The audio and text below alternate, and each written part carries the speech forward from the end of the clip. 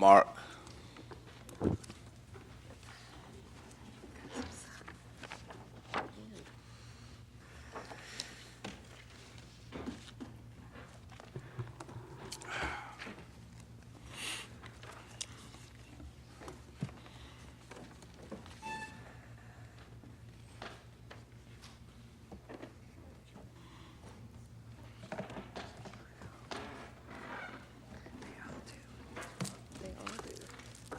I now call order the regular session meeting of the Board of Commissioners of the City of Tarpon Springs on Tuesday, July 1st, 2014 at 6:30. Roll call. Mayor Archie. Here. Vice Mayor Larson. Here. Commissioner Tarpon. Here. Commissioner Banther. Here. Commissioner Sieber. Here. Tonight's invocation will be given by Reverend Milton Smith of Mount Hermon Missionary Baptist Church. Will everyone stand? Please remain standing for the Pledge of Allegiance following. Let us pray. Heavenly Father, we come to you tonight asking your blessing upon this City Commission meeting. We ask you to give our city leaders wisdom, knowledge, and understanding in all matters concerning this great city. We ask you to bless them to make decisions that would enhance the lives of all of the residents of this town. We pray that you would bless our mayor, our vice mayor, our commissioners, all our leaders, police and fire, and Lord, and all the ones who work every day in the streets. We ask this in your great name. Amen. I pledge allegiance to the flag of the United States of America And to the republic for which it stands, one nation, under God, indivisible, with liberty and justice for all.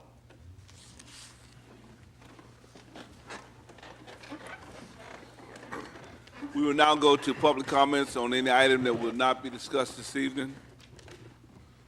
If you have something, please come forward, state your name and address for the record. You'll be given up to 4 minutes.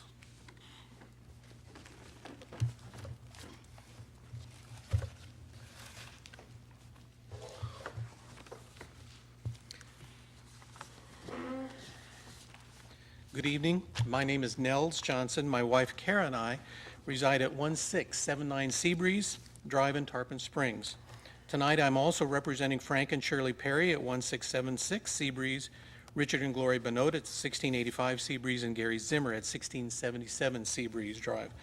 We all live near the western point of Seabreeze and are surrounded by houses being rented on a weekly or daily basis as vacation rentals. 10 years ago, there was only one house in our neighborhood being rented on a weekly basis, and now there are 5 within 200 yards of our homes. And our concern is that this trend is going to continue to grow along with the negative impacts to our neighborhood. The negative impacts of short-term vacation rentals were recently described in articles in the Tampa Bay Times and the St. Petersburg Tribune.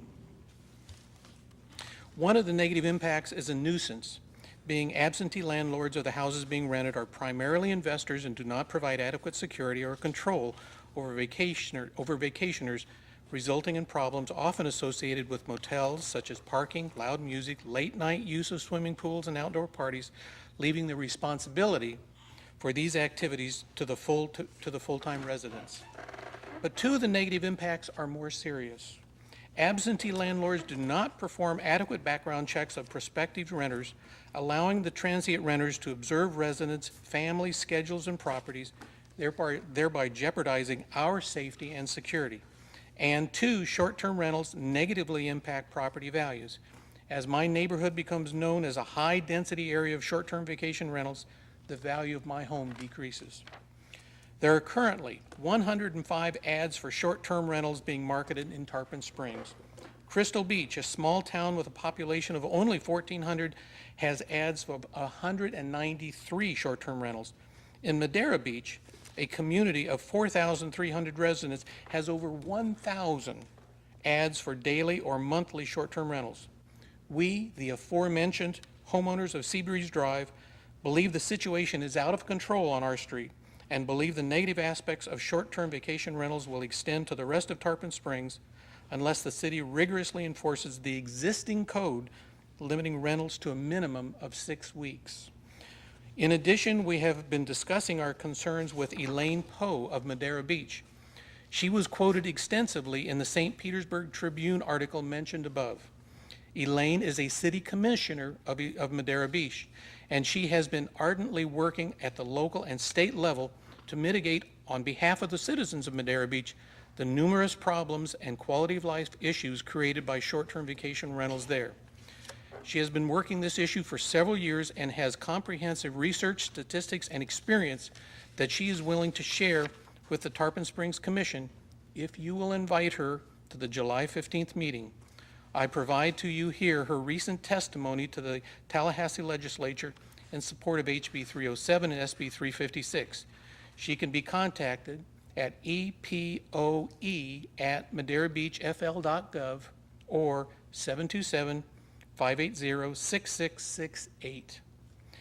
In summary, we are requesting 2 actions by the city commissioners. 1, that the city enforce the existing code, which limits rentals to a minimum of 6-week duration, and 2, to invite Madera Beach City Commissioner Elaine Poe to the July 15th Commissioners meeting to learn of her research in this area.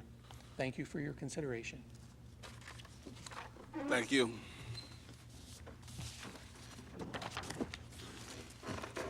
Are there any other public comments? Seeing none, we'll go to presentation. Item number 1, countywide plan map update, Pinellas Planning Council, Mr. Mike Crawford. Thank you, Mayor. As the mayor said, good evening, Mayor and Commissioners. As the mayor said, my name is Mike Crawford. I'm the interim executive director at the Pinellas Planning Council, and I'm here to talk a little bit about the 60-day review package that we sent out to the city on the update of our countywide plan. And in the process, give you a little bit of an update as to where we are in the process. There are a lot of moving parts in what we're doing. Again, this is going to be a summary, so if you have any questions on what you received previously or about what I'm going to say tonight, just go ahead and interrupt me or save to the end, whatever you feel is best. But I'll give a brief overview of why we started this update of the countywide plan. We'll discuss the newer transit-oriented countywide plan map categories that we're adopting into the plan. Show you what we'll do with our standard categories, and these are the categories that you're most familiar with that the city of Tarpon Springs has in your plan. And we'll provide a little information about how this new plan meshes with your future land use plan map and your zoning. And just briefly, just a little bit of background. We're created by a special act of the legislature. That special act was revised in 2012. It wasn't finalized until this last February, but it gave us some direction, again, to update the plan. But as a brief note, too, it's to unify the Pinellas Planning Council with the Metropolitan Planning Organization, which the mayor happens to be on both of those boards at present. We should be seeing the unified board maybe in September, Mayor, hopefully. We've been talking about that for how many years now? Quite a while. And the mayor is expected to continue seated as either a PPC or MPO member at least through the end of this year. So, now the special act also gave us some new direction on how to rewrite our updated countywide plan. It said that we needed to be much more broad and policy-based. Right now, the way the map works, we duplicate some of the things local governments do, we think. They stated it ought to have significantly fewer land use categories, and I'll show you that in a minute. And the big thing was to increase land use and transportation coordination. They've been separate in the county for many years, I believe. And lastly, collaboration with our local governments, and that's one of the reasons why I'm here. Renee Vincent from your staff has been involved in this. Obviously, the mayor has, and planners from all over the county have as well. And just a brief note as to where we are in the process. And it's a 3-phase process. We're almost to the end. That line you see on the right is where we are today in July. We're in phase 3. We're moving towards the adoption process, which will occur at the end of the year. But the two things I'll mainly talk about here are transit-oriented vision map and our standard updated countywide plan map on the right. There's a lot more information on our website. We have 2 technical memorandums that were completed. So if you should have additional information beyond the 60-day review package that we had sent electronically, that's a good place to go.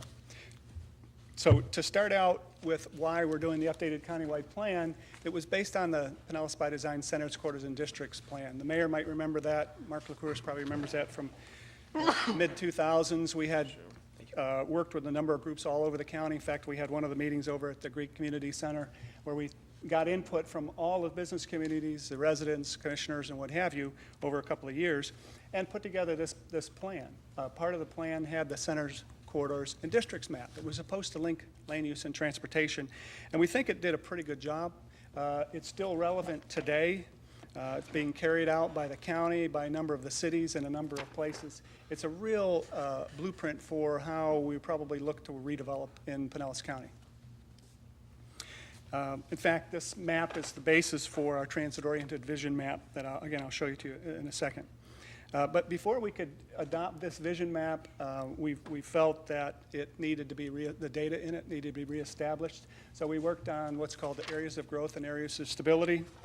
And this is where we decided to pull together all kinds of economic data, transportation, environmental, land use, and score a number of these data points and build a map that, again, was called areas of stability and areas of growth. And areas of stability would be typically your single-family neighborhoods that we wouldn't see a lot of land use changes or development occur. There could still be some in there, but also the areas of growth could be along the corridors or in certain downtown areas or centers. So again, we rebuilt the data into this areas of growth and areas of stability map just to give us a basis, because when we have land use amendments come to us, we have to have a good solid basis for approving or denying those, otherwise we get challenged. But that built into the transit-oriented land use vision map, which included significant input from what's called a joint land use and transportation working group, where all the top planners from around the county work together. Again, the Pinellas Planning Council has seen it a couple of times as well. It's used as a policy document, ties very closely to our special act, and it shows areas that are appropriate for higher densities and intensities. It shows both existing and future corridors, as well as current centers. And it does enable what's a streamlined map amendment process by development that occurs within these centers of these corridors is expected when it comes to our process down at the Pinellas Planning Council. So we think we can give it a little bit of an easier pass through the approval process.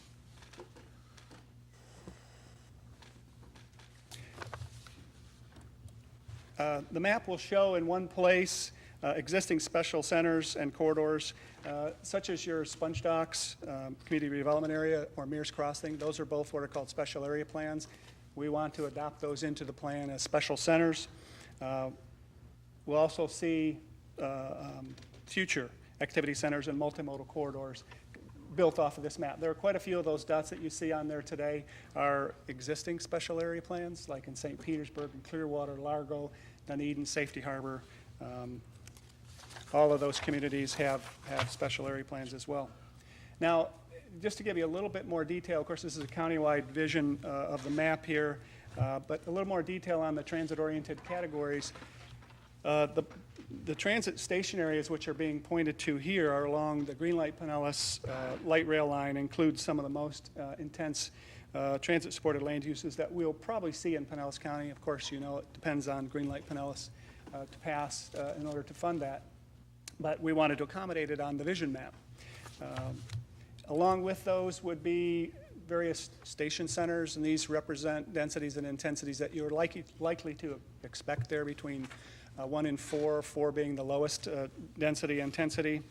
And these were based on work that was done by the Tampa Bay Area Regional Transportation Land Use Working Group.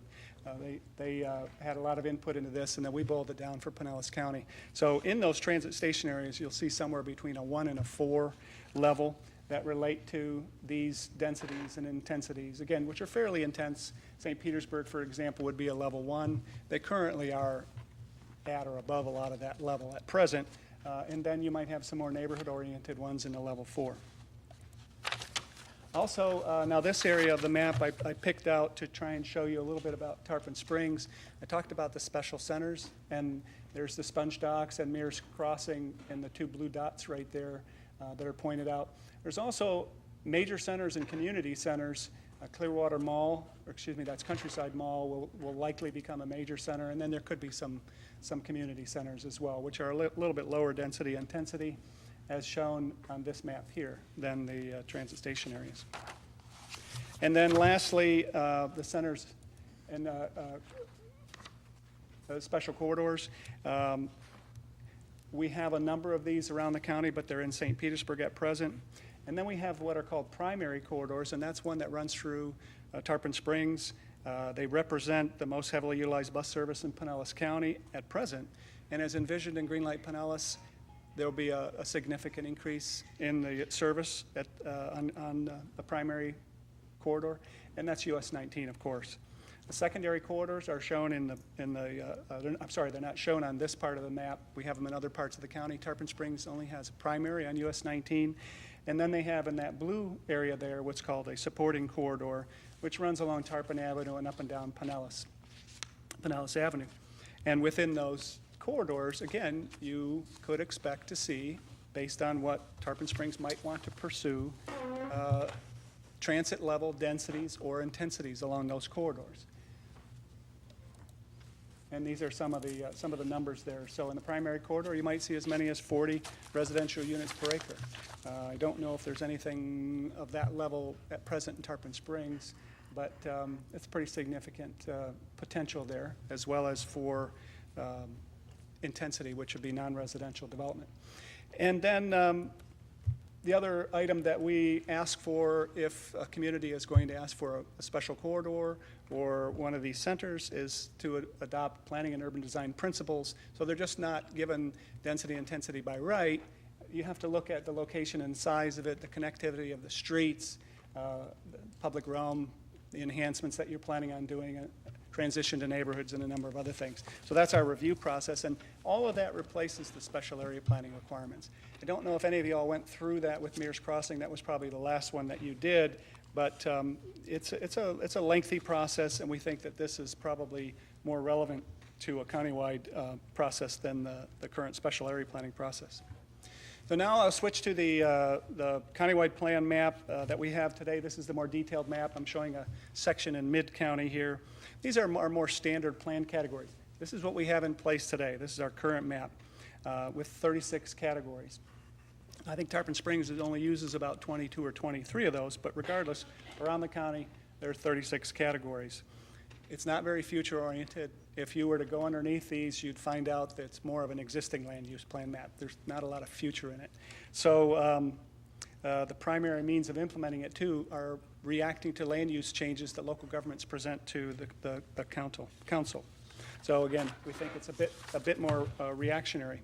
So what we're proposing is to change the countywide plan map to be much broader and only have 11 categories at present.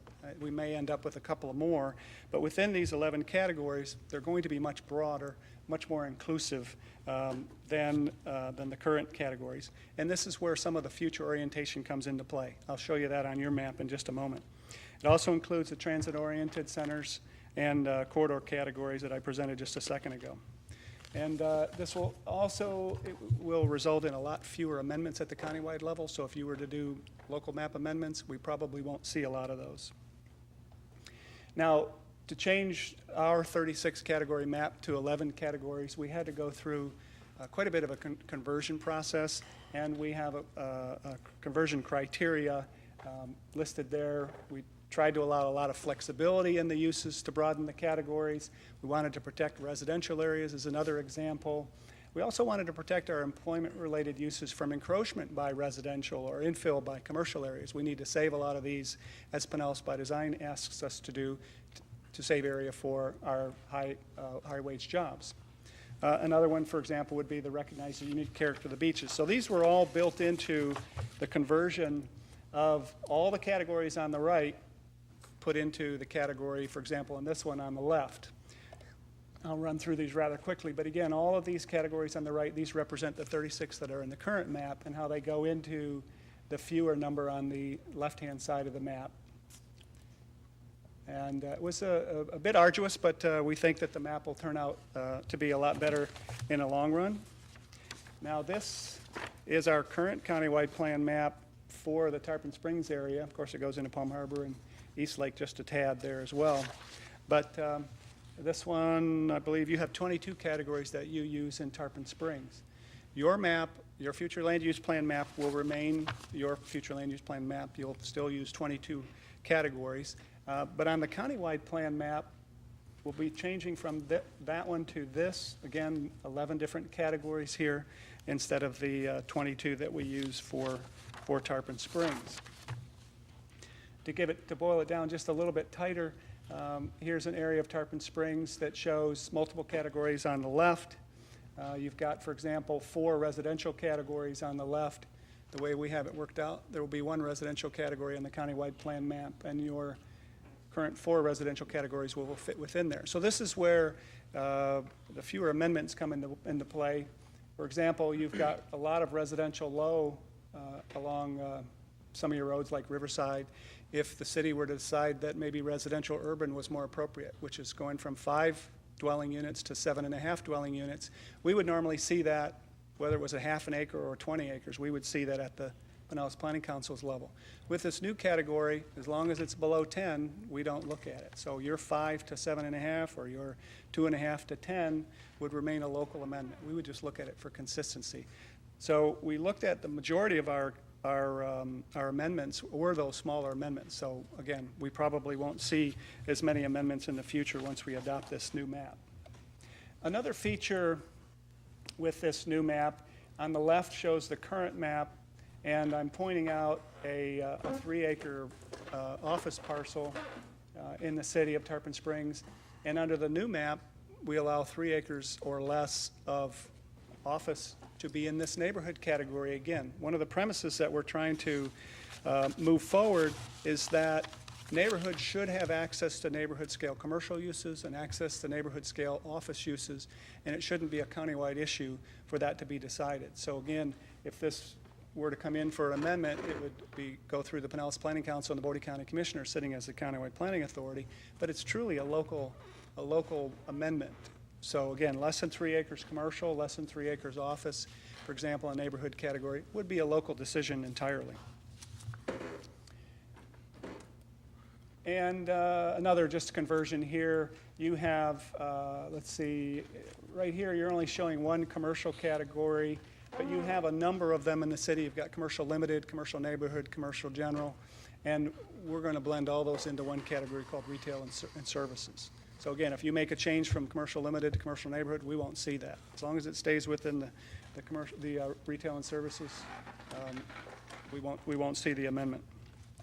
And this just shows a standard change from industrial limited, for example. This is an area north of the river that would go from industrial limited to employment. No big change there, except we want to expand the type of uses that can go into employment.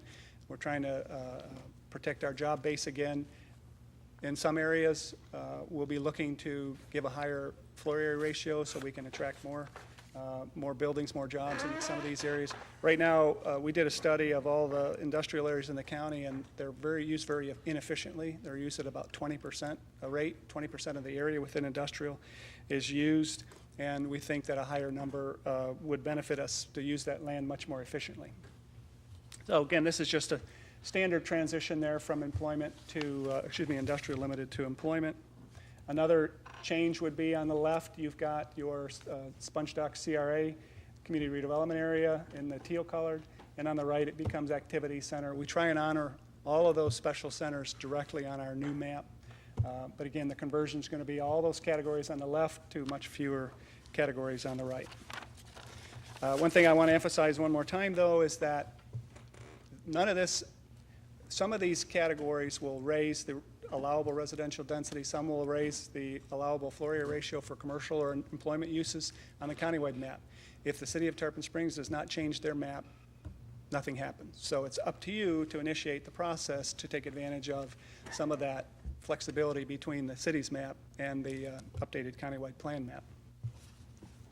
So, so far we've been out talking with a number of communities. We've been doing this for 33 months. I told you about the Joint Land Use and Transportation Working Group. We have 21 meetings with them, a number of outreach presentations, your Planners Advisory Committee, again, which Renee Vincent is on. We've had 7 presentations with them. and a major public outreach brochure. We expect to bring it to public hearing process in the fall, September through December sometime.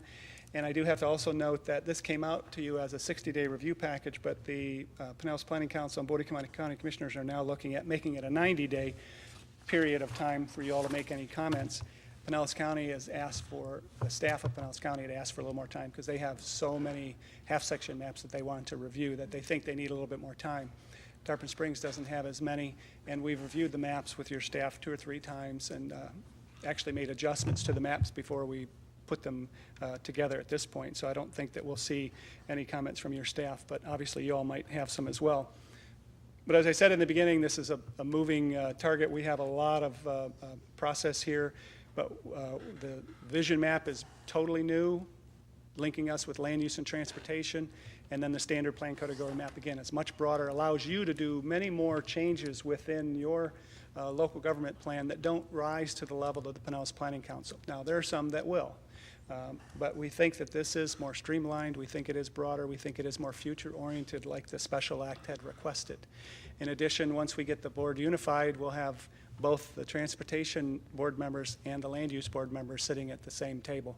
They'll be the same people, and we think that that'll help us link land use and transportation like it hasn't been in the past. So that took a little longer than I expected, but want to see if anyone has any questions on this. I don't expect again, a lot of comments from your staff, but the mayor may have some.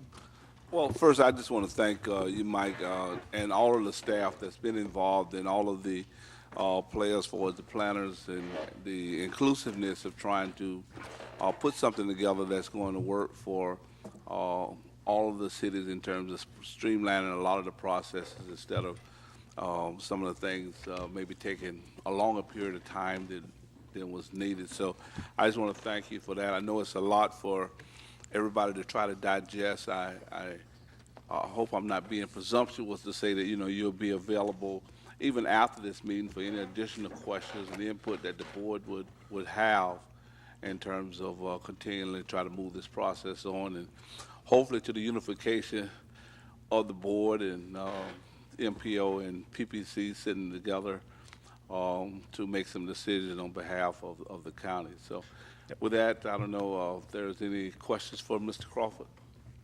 So we'll be available till the end of August for the comment period. Send us whatever comments you might have. And any of you had questions, just feel free to contact me and I'll be glad to answer them. But thank you, Mayor. Well, thank you. Any public comments on this item?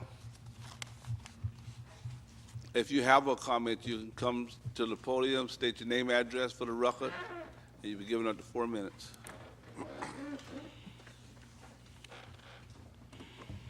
Hi, my name is Debbie Cobb. I own 4 residences in Tarpon Springs. I am a longtime resident, and I have been on the transit system. I went on the bus the other day. I went on the trolley, and I asked a question. How many of you have actually taken the route for this, that it's going to take part for the trans? Anybody? Any of the commissioners? So the reason why I ask that is because when you see numbers, it's very confusing. We have 950,000 people in Pinellas County, and I think that when we miss the track of looking at all these numbers, it's very confusing to get lost in what it really affects. So I would like to say, please take the route, travel the highways that they're talking about, some of these main highways and transit, and see what it really affects. Because without doing that, a bunch of numbers can be very confusing. And with as many people, we have 96% built in Pinellas County. I just built a building that I had to raise 6 feet up in the air, that I dealt with FEMA, with the Pinellas County.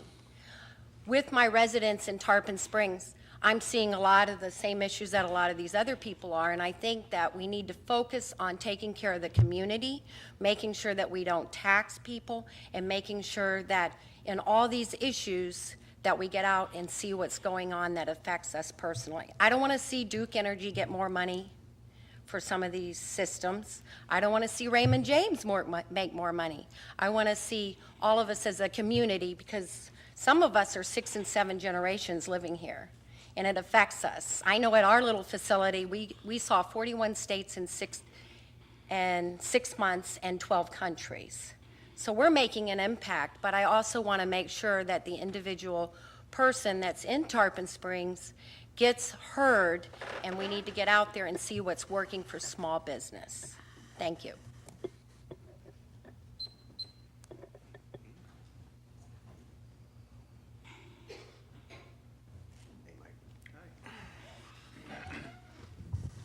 Peter Lax, 514 Ashland Avenue, and back to countywide planning.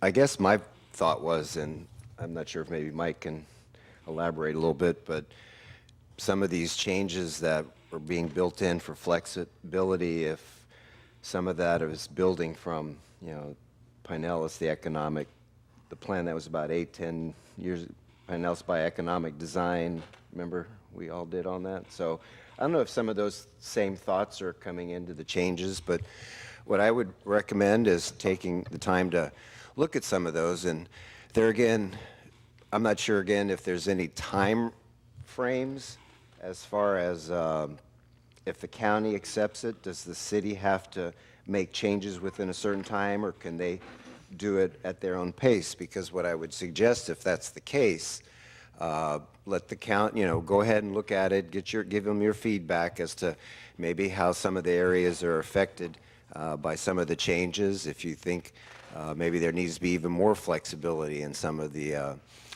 offerings that they're talking about in our special areas, because we've worked hard to try to carve ourselves out with uniqueness, and I just would like to make sure that we can still have flexibility but preserve that without having just a generalized county rubber stamp. So if we don't have any time frames to have to meet their guidelines to make our changes, go ahead and let them do their changes, and if ours are more restrictive, then we can look at them as applications, or people have needs for those variances or flexibility, and then you can work from there. But as with all things with the county-wide plans, as Mike, we've been through this for years and years, and it seems like we're always doing these things to try to improve what we have and what we can offer. So it is a step in progress, and just make sure we can look to see what we can do with what they're putting forward to maximize what we're trying to achieve here in Tarpon. Thank you. Thank you.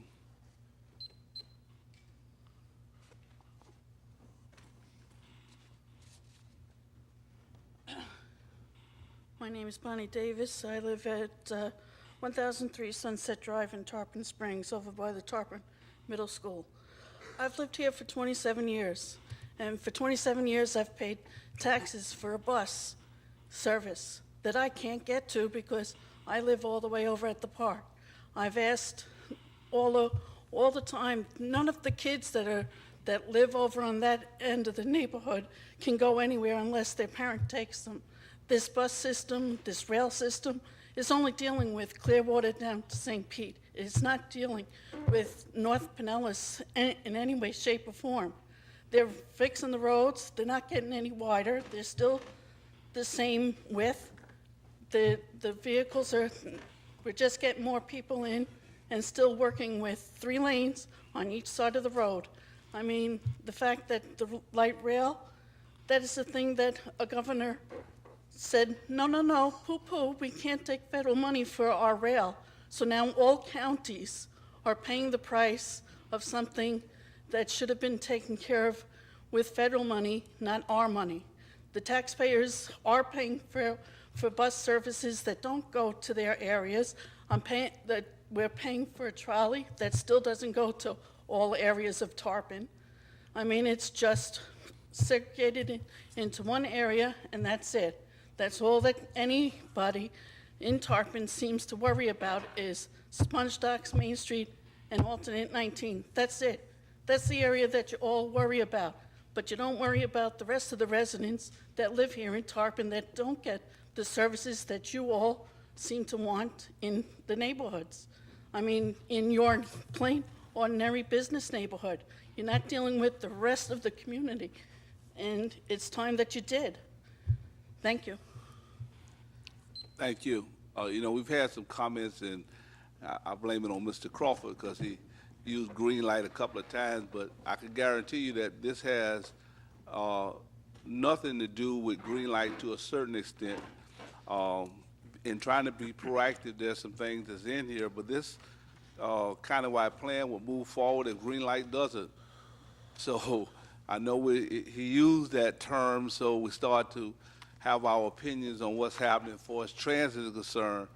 But this is a little broader than that, and I would ask if everyone would maybe take the time to really look at what Mr. Crawford has brought forward in terms of what it can do for as streamlining some things for the city of Tarpon, besides looking at whether green light goes forward or whether the bus service is adequate or not. This is not really speaking to that per se. So, Ms. Crawford, I thank you for the opportunity for you to come up here, and if there are any questions, I know that you'll be available to answer any commission or citizens' questions, but thank you.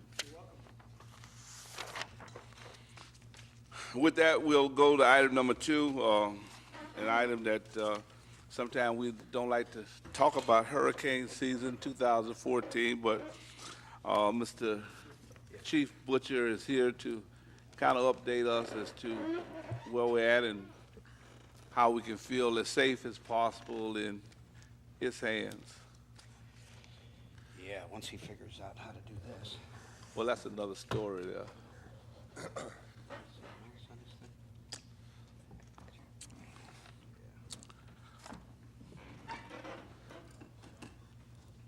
we go.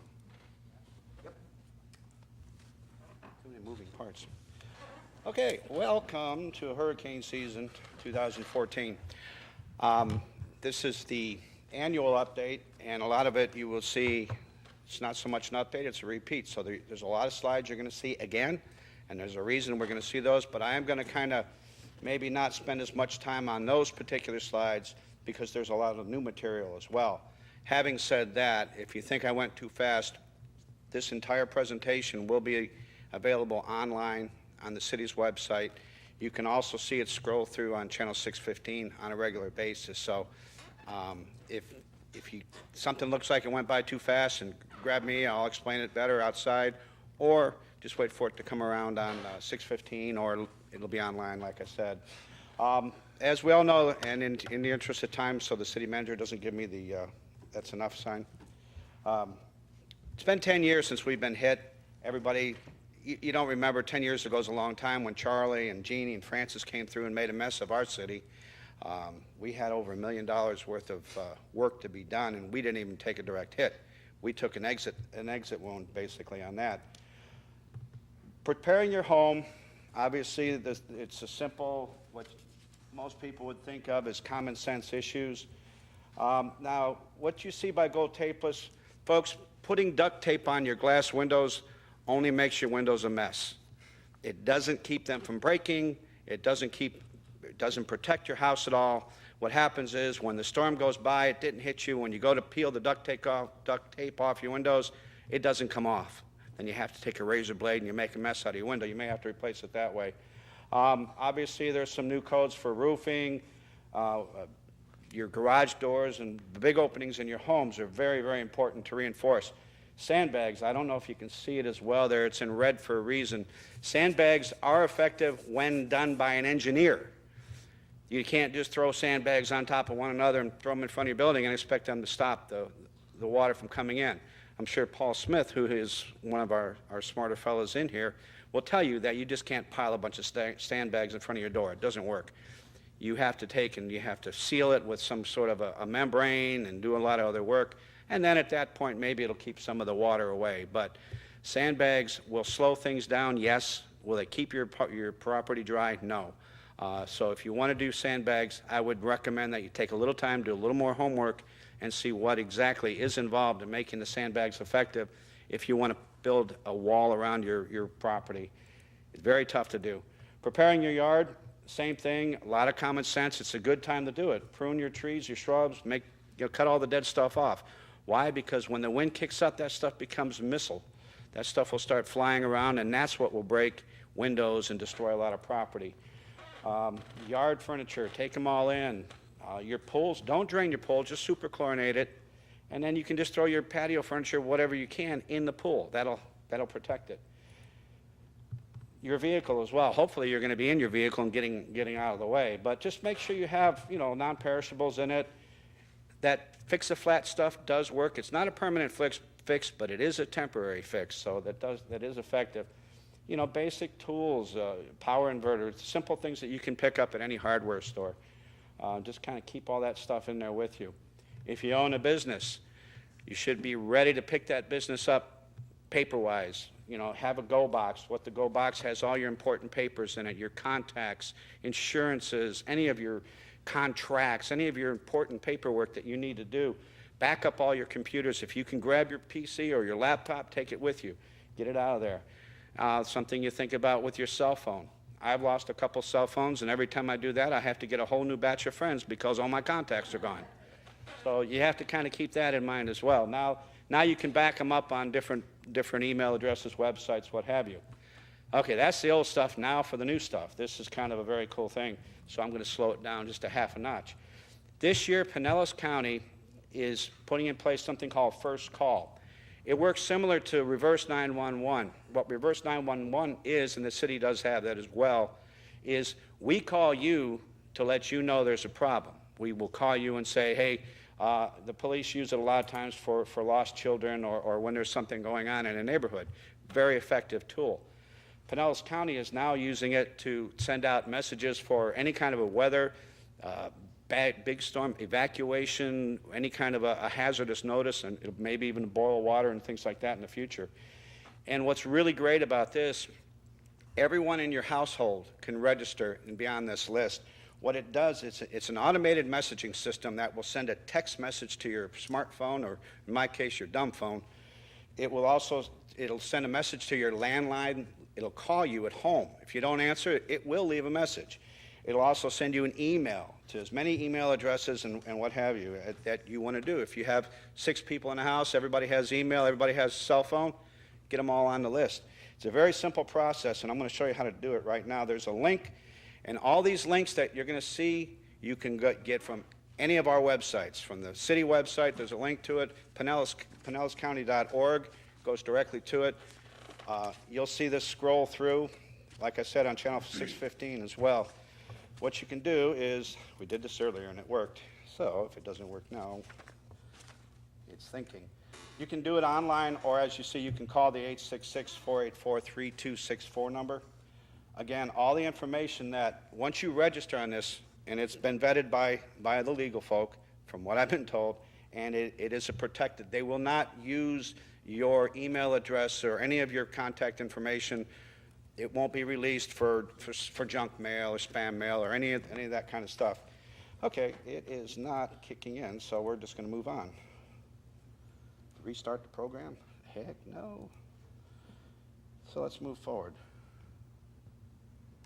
Stop. Nope. Okay, so we're just going to back that one up. Back up one. It did work earlier today, Mark. We tried it. So anyway, it's a great tool. I was just going to show you how simple it was. It's apparently a lot simpler to do once you can actually get online. Great tool. I'm on it. My kids are on it. It's something that I would recommend, obviously, that everybody in the city or everybody in Pinellas County, you're welcome on it. It's a free service, no charge at all. You will be notified, and as I understand it, they're going to do it geographically. North County, Mid-County, South County, and they're going to try to tighten up the parameters as they go. The other thing we do is, and we talk about this every year as well, is know your zone, know your evacuation zone. You can do that by phone on an automated line. By the end of this week, you'll see the big old maps out with the colors. Find your lot. What color are you? That's what, A, B, C, D, E, or whatever. And of course, it's on your trim notice. Now, there's another link here. Should we try it again? No? Okay. Paul said no. He's probably right. Okay, there's another link on here. And this was the best of all the links. You click on that link, you put in your address, and not only will it come up and show you what you are, A, B, C, D, E, or non-evacuation, but it will list all of your shelters by closest and most relevant. In other words, if you need a regular open shelter, it tells you where it is. It'll tell you how far it is, and then you can get turn-by-turn directions on the map from your house to that shelter. And it takes you right there, and it'll also do it to the special needs shelter, which we do have about a few hundred special needs folks. They've all been contacted already, and we're ready to go with them. And something near to dear to former Commissioner Alahousas, your pet shelters, you have to register, and this is another cool link, sir. I recommend get on there, but once you get on that link, you can register your pet right online. You take your pet to the pet shelter. You have to pre-register. And there's a checklist of what to do to pre-register your pet. Of course, they have to have all their shots, and you have to have the food, water, and a kennel, portable kennel. And at last check last year, we had exactly 0 from Tarpon Springs pre-registered. So, folks, if you want to make sure your pets are taken care of and you want them to go in the shelter, please pre-register your pet. Having said all that about shelters, the last place you want to go during a hurricane is a public shelter. That should be your place of last resort. That's because everything else didn't work. What you want to do is you want to have a relative that lives by Disney or on the other side of the state, and you think it's a great time to go visit them because there's a hurricane coming here. Button up your resident, your house, make sure everything is as well as as good as it's going to be. Pack up the car and do like the Beverly Hillbillies. Go visit your Aunt Amy or something like that. You want to go at least 2 counties away for the storm to hit. And then you do it reciprocating. Ask them, if the storm's coming for them, head this way. Do that, trade it off. It's a great process. But the shelters are there for you, but I would recommend that you use that as your last resort. Going back to 1983-84 when Hurricane Elena came through, which was the last time we had a substantial evacuation that held up for a couple of days, I was out at the middle school working, and I watched how miserable a lot of those people were. There's nothing worse than watching some of these 65, 70, 80-year-old people sleeping on the gym floor. It hurt me to watch that. So please have a plan that doesn't involve going to the public shelter. Use that as your last resort. Our shelter situation is about average for our size of our community.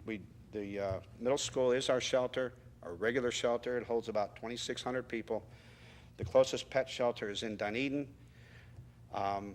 When you go to a shelter, you have to take with you your bedding, 3 days worth of food and water, your medication, all that kind of stuff. You just don't show up. It's not like, a Holiday Inn.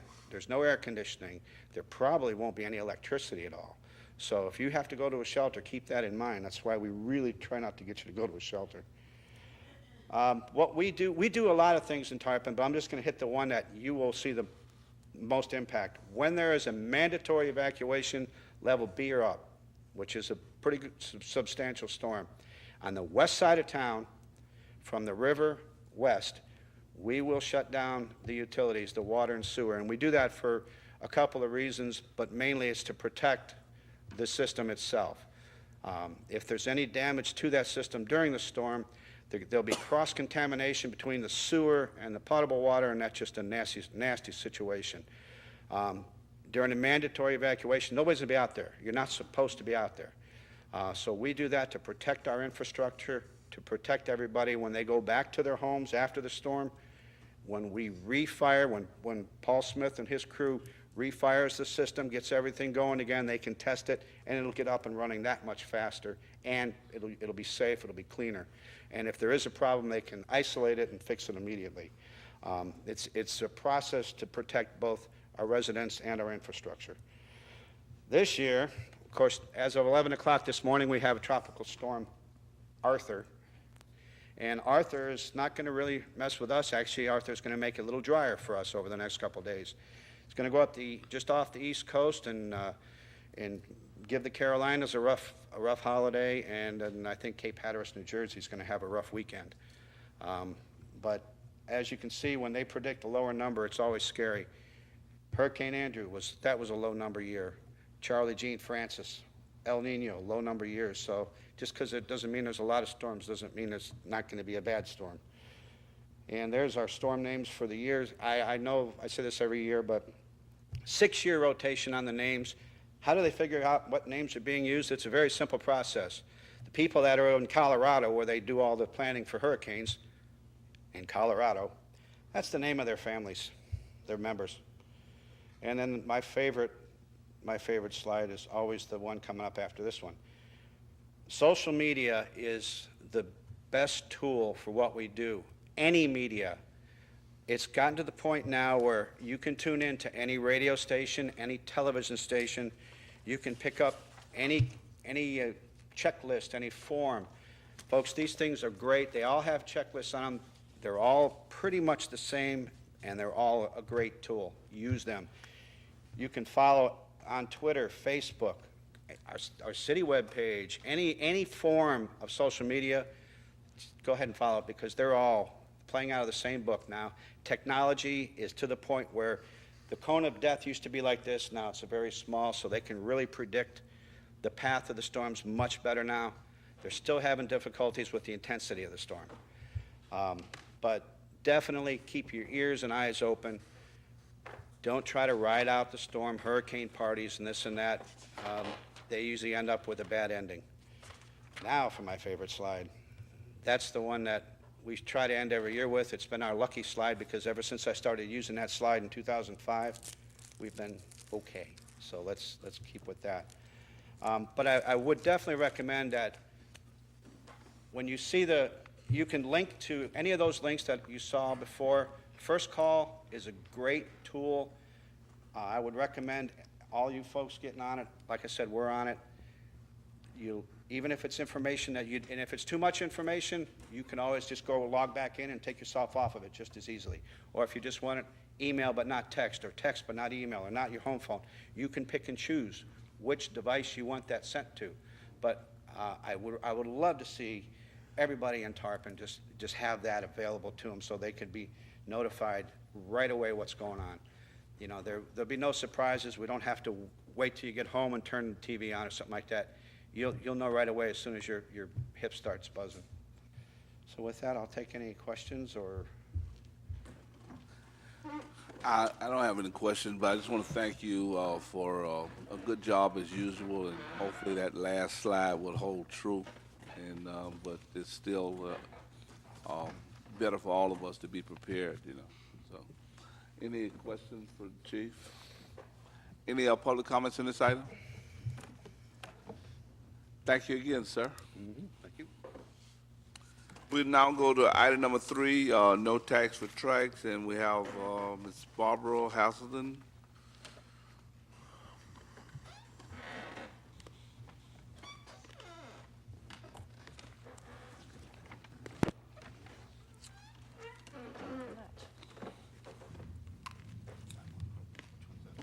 Thank you. I appreciate that. You're very, very handy and funny. Thank you very much. So are there difference between these microphones, or? He was having trouble. There are people that had a little trouble hearing, so I wanted to be sure that that I could be heard. Thank you so much for allowing us to come this evening. Oh, thank you. That's what I didn't know. Okay. I kept thinking you should pull that up closer to your mouth. Thank you so much for allowing us to come. My name is Barb, and I'm the spokesperson for No Tax for Tracks. I have attended PSTA meetings for about 3.5 years as a resident, just as a local citizen, and it's wonderful to come here tonight. I originally hail from a very small town in Indiana, and I feel like I'm home tonight. I'm from Chesterfield, Indiana, but I've been here 30 years, but it's great to hear the local voices being heard. And as you can already see, No Tax for Tracks, Greenlight Pinellas, it's very contentious. And even the planning presentation from Michael has a lot of assumptions about this passing. And the residents, luckily, we get to vote in November. And so with that being said, I'm going to be going through a lot of information. I'm going to be speaking very quickly. And let's see if this is going to work. Oh, I got to put this in.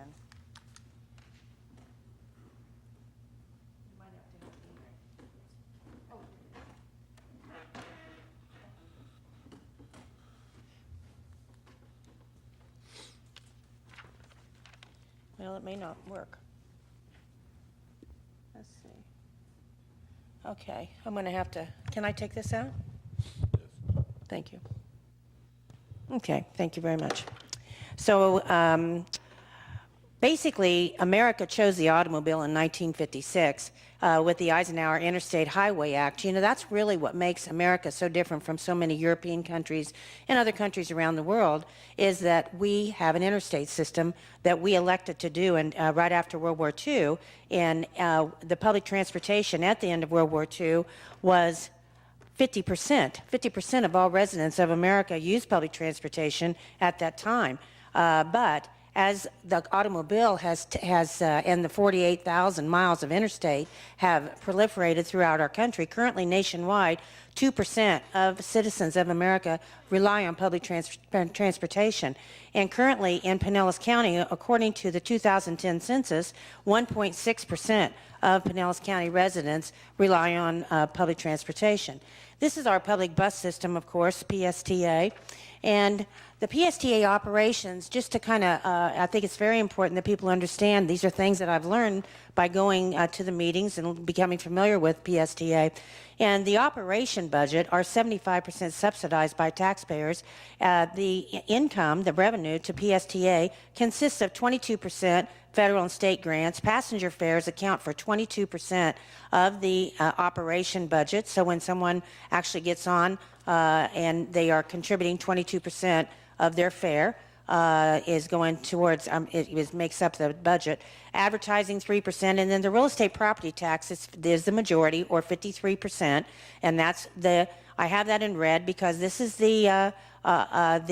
what all of this is about, is the 1% sales tax instead of the property tax. So when you have the combination of this, we have 100% of PSTA operation budget, and their operation budget in this year is $63 million, which was up 5% from the previous year. Now, when you add also the capital budget of $23 million this year, PSTA currently has $87 million this year to work with. If you divide that by the number of annual rides, the cost per ride is $7, and the average fare by the ride is 91 cents. So we're going to be talking about the difference between rides and riders, but when you divide this 87 million by the number of rides, it comes down to $7. So currently, we as taxpayers are subsidizing each ride by $6. Now, this is an interesting slide, and I'm going to very quickly go through it. It's only meant to show us what happened to our property values in our homes over this 2002 through 2012 decade, when we had that crazy balloon that happened to our property value. And here in 2002, the red line just shows us the trajectory, and you can see at the very top is where our property value hit the top. And I know I thought I was rich. I'm sure you thought you were doing pretty well too with your property. I always say that I thought at one point, along about 2007, that if I just hung in there and things just kept going higher and higher, that someday I'd just retire and do a reverse mortgage and I could just live very comfortably on my home. I thought that sounded like a great plan. And at that point, PSTA's millage was 0.56 right here. Now, the balloon burst, of course, and the property value started to drop very quickly.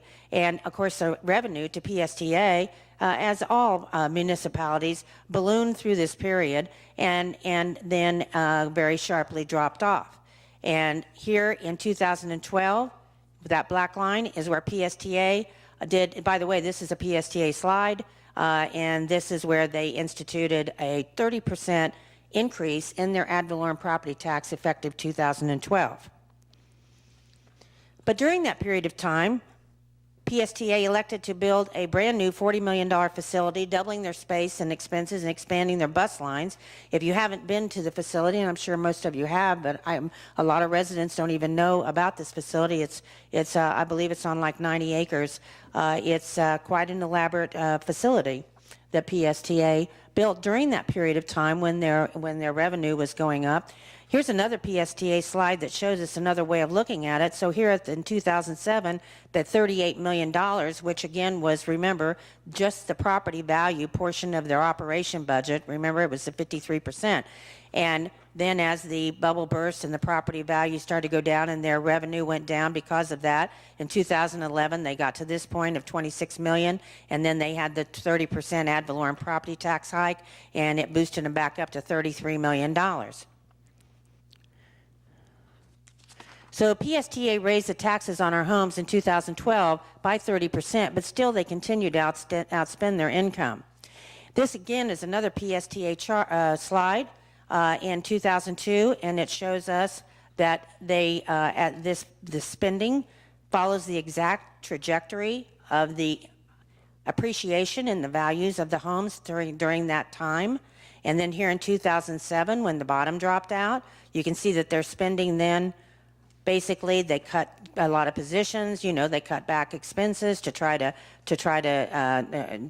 stop the deficit, and they bottomed out here for a little while. And then here's where the property tax rate went up, and the spending started again. This green line, I didn't put this on here. This is their slide. It shows us in November 2014 their hope that the citizens of Pinellas County are going to pass the 1% sales tax and bail them out. Another way to look at it is staffing, salary, and fringe benefits now are 60% of the operation budget. PSTA staffing in 2004, they had 535 employees, and as I explained to you, as the revenue went up, they continued to add more and more people. 2007, they had 617 employees, and then the bottom dropped out. They started letting people go. Here, 2012, they had a 30% rate increase on their ad valorem, and now they're back up hiring more people. In fact, they're actively hiring people all the time. Last month at the board meeting, CEO Brad Miller talked about the fact that he was going to hire more drivers, more mechanics, have more raises, more interns, and hire a full-time recruiter that would take care of hiring more people. More extravagant spending that I found out about by going to these meetings is that the blue and white PSTA buses that we're accustomed to seeing, the $450,000 diesel buses, are being replaced one by one by $650,000 unproven hybrid buses. So now we're paying for 2 buses when we used to buy 3. Yet PSTA CEO Brad Miller warns again that if a new sustainable funding source is not found, PSTA services will have to be cut 30% by 2016. And the reason is because PSTA is at their state cap. When they raised it 30%, they are currently, their millage is 0.7305, and they can go no higher than 0.75. So basically, they're there. So they are at a crossroad. They have to convince the public to pay more or fix the bus system. And I found it quite interesting sitting here this evening and hearing the Pinellas Planning Council with all of this green light woven in to the point that people thought it was a green light presentation, I believe, because it's putting a great deal of pressure on you. And it's putting a great deal of pressure on a lot of city and commissioners and councils around this county, because I go to them, to go along. And so we're all at a crossroad. All of us are at a crossroad. Either we're going to convince people to pay for this $100 million tax increase, or they're going to have to fix the bus system to address the concerns such as what we heard here tonight. These are concerns all over the county about the service from PSTA. So that brings us to the controversial Greenlight Pinellas plan. Is it a train? Is it a bus? Well, PSTA's message to the public is loud and clear that it means more bus service. That is the main discussion that always comes out, is about all the new bus service. But the fact is, this is the Ernst & Young one page out of the financial feasibility report. You can go right to PSTA's website and put in Ernst & Young feasibility report and pull this up. I would encourage you to do it. This is a report that was done by PSTA. They hired this done last year, and this is one page, page 19, I believe, and it tells us that this is 90% electric rail and 10% bus. This is Ernst & Young's capitalization, figure 1, capital costs, okay? And the black, starts in 2014, goes down through 2024 when they're expecting the rail to be finished. This down here talks about the bus improvements, which is $300 million of bus improvements, and this is $2.5 billion in light rail. So the breakdown of the capitalization of the project is 90% electric rail and 10% bus, which is why Duke Energy did donate $50,000 to Yes for Greenlight, because naturally they would like to have a part of that business, or have that business, because it will be electric rail from Clearwater to St. Pete. Greenlight Pinellas calls it a tax swap, property tax for increased sales tax. However, it is, as I said, a $100 million annual tax increase, all going to PSTA, raising our Pinellas County sales tax from 7 to 8%. And so the ad valorem property tax now is $32 million, that portion of the operation budget I explained. This 1% sales tax increase, the first year of collection that Ernst & Young is projecting will be 2017, is $148 million. So that portion of the budget, the $32 million, will be replaced by $148 million. That's not a swap. A swap is revenue neutral. PSTA is talking about $100 million, and there is no sunset on this, so this would be a permanent situation. In fact, if you look at the increase here, this is not a PSTA chart. This is a chart that we made. This increase is enormous. The old tax of $30 million of the ad valorem property tax, now we look at the new tax. Starting here, it starts to be collected in 2016, the first full year, $148, and then Ernst & Young has put a 3% compounded inflation assumption on these numbers, and so that's the reason we're seeing this upward bar movement here, and you can see that where they are here versus what kind of money this is going to take out of our economy.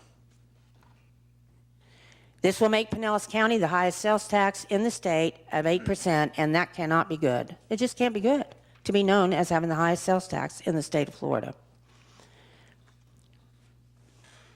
But maybe there's compelling reasons for this. Is there a demand for more public transportation? Is there a need for it? Well, first of all, and I heard one of the ladies speak about this a little bit earlier, and this high-speed rail, what is it we're talking about? This is a high-speed rail. This is 155 mile per hour average speed, European, a high-speed rail type of a situation, which was what was talked about between Orlando and Tampa. And that was the federal money that was sent back, and it has nothing to do with what we're talking about here. What we're talking about here is a light rail, and it's typically 2 or 3 cars. It's no longer than a city block, so that theoretically it won't block an intersection. The average speed is less than 25 miles per hour, mainly because of all the stops. And so it would go from downtown St. Pete through and on to downtown Clearwater with 16 stops. So you can only imagine that, it's not going to be very long, that it would not get up to speed too much before it would be stopping and going and stopping and going. This slide shows us, a lot of people say, well, gee, I think it's great when I go to New York or when I go to, wherever, that they have this wonderful system, Washington, D.C. maybe. But we're talking about an entirely different situation here, and it's known as density, the density of our county. And this shows us Pinellas County. Pinellas County has 608 square miles, 30 miles long, and a population of 921,000. Manhattan Island, this has 50,000 people per square mile. They have a population of 1.5 million. This, by the way, is in scale. So you can see that the land mass is less than 4% of the size of Pinellas County, but a 50% larger population than Pinellas County. And the population density is 2,200 times greater than Pinellas County. That's the reason. It is all about density. And that's the reason. Our density in this county is 3,300 people per square mile. Well, this is a brochure that is on the PSTA website and also is available. And I say that PSTA has really presented some false premises as to why we should do this. And one of the main building blocks is, and they repeat it several times in this 20-page brochure, is that there's going to be more than 200,000 additional people and 148,000 new jobs that are expected in Pinellas County by 2040. This statement is repeated throughout this brochure and certainly is a part of their claim, but it's not true. And the truth is, this graph was published in the St. Pete Times on February 16th, and this is what is going to happen is 1970 through 2040, the county population, the red line is Pinellas County, this is Hillsborough County. This is the this is the million person mark here, and you can see that Pinellas County is expected to be pretty much stagnant population. And if you recall, we lost about 45,000 people in the last census. In fact, we actually lost a Florida House seat, if you recall. And the reason for that was because we lost population. So to think that we're going to have a 20% increase in our population, there's no truth to that, according to forecasts that are being made by the, like this right here is out of the Florida population studies out of University of Florida, which is what they rely on. I'm sure you're familiar with that study, BEBR. Record ridership on the buses, that's another point that has been a premise of this. And the record ridership on the buses, like this one, is a media alert from last May, a year ago. By giving, they're claiming they have 1.2 million rides in May of last year. But how does PSTA count bus rides? Now, this may be interesting to a lot of people because it took me a while to figure this out. I would go to the meetings and I would see the press releases about 1.2 million rides, and I thought, how can this be? There's 920,000 people that live in the county. Is everybody riding the bus and I just don't know it? I couldn't understand it. And finally, I was at a meeting one day, and I heard a lady that got up, and she talked about the fact that she got on the bus, and then she had to transfer twice to get to the mall, and then get on the bus and return home. And I went, 6 rides. That's what it is. And finally, I understood. Now, is that true of every person who gets on the bus? No. Some people transfer one time. Some people just go a block down the street. But many people are counted time and time again in order to get these numbers. And then it made sense to me as to how the million person or the million rides were being calculated. Because have you noticed empty buses up here? I don't know whether you see that up here because I know you don't have nearly as much bus service. But I can tell you down in the heart of the county, we see empty buses everywhere. That I have maybe 2 or 3 people on these buses, on these $650,000 buses. And many people have talked about this, and we know what we see. We cannot be talked out of what we see. We see empty buses. And then last summer, a bus study by an independent company out of California was done for the first time. We paid $700,000 for this bus study, and I was delighted to see that they were going to do it because I thought finally we're going to find out, and everybody's going to find out, the efficiency of the system. This slide is untouched. This is a PSTA slide. This was presented by the bus study consultant, Marie Lewis, at the meeting about a year ago, and this was a result of their beginning findings. And this is the PSTA bus system, the entire network. I think there's a couple that have been added in the meantime, but for the sake of our discussion, this is what we're talking about. The gray are the buses, the blue are trolleys, and the 2 green here are the routes that go across, one across the Howard Franklin and one across Scandy. So you can see the demand for that. So here we have the bus consultant has on the slide that the top 5 local routes account for 46% of the system ridership.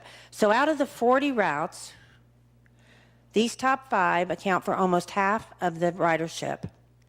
And the trolley services account for another 13%. So when you combine basically these 7 routes, that represents 60% of the system ridership.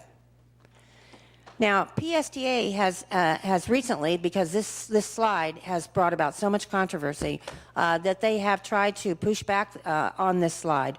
But the fact of the matter is that we have the video of the lady giving the presentation, and she states that 30% of the current PSTA routes are carrying less than 15 riders an hour, and that it's poor use of assets. So we don't need a second public transportation system with 30% of the routes carrying less than 15 passengers an hour.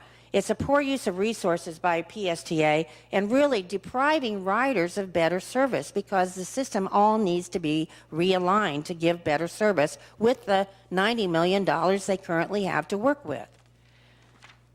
And you know, I talked about the PSTA bus system, that currently we have a $6 per ride subsidy, which, by the way, that means that the lady that's going to the mall in 6 rides, that's $6 times 6.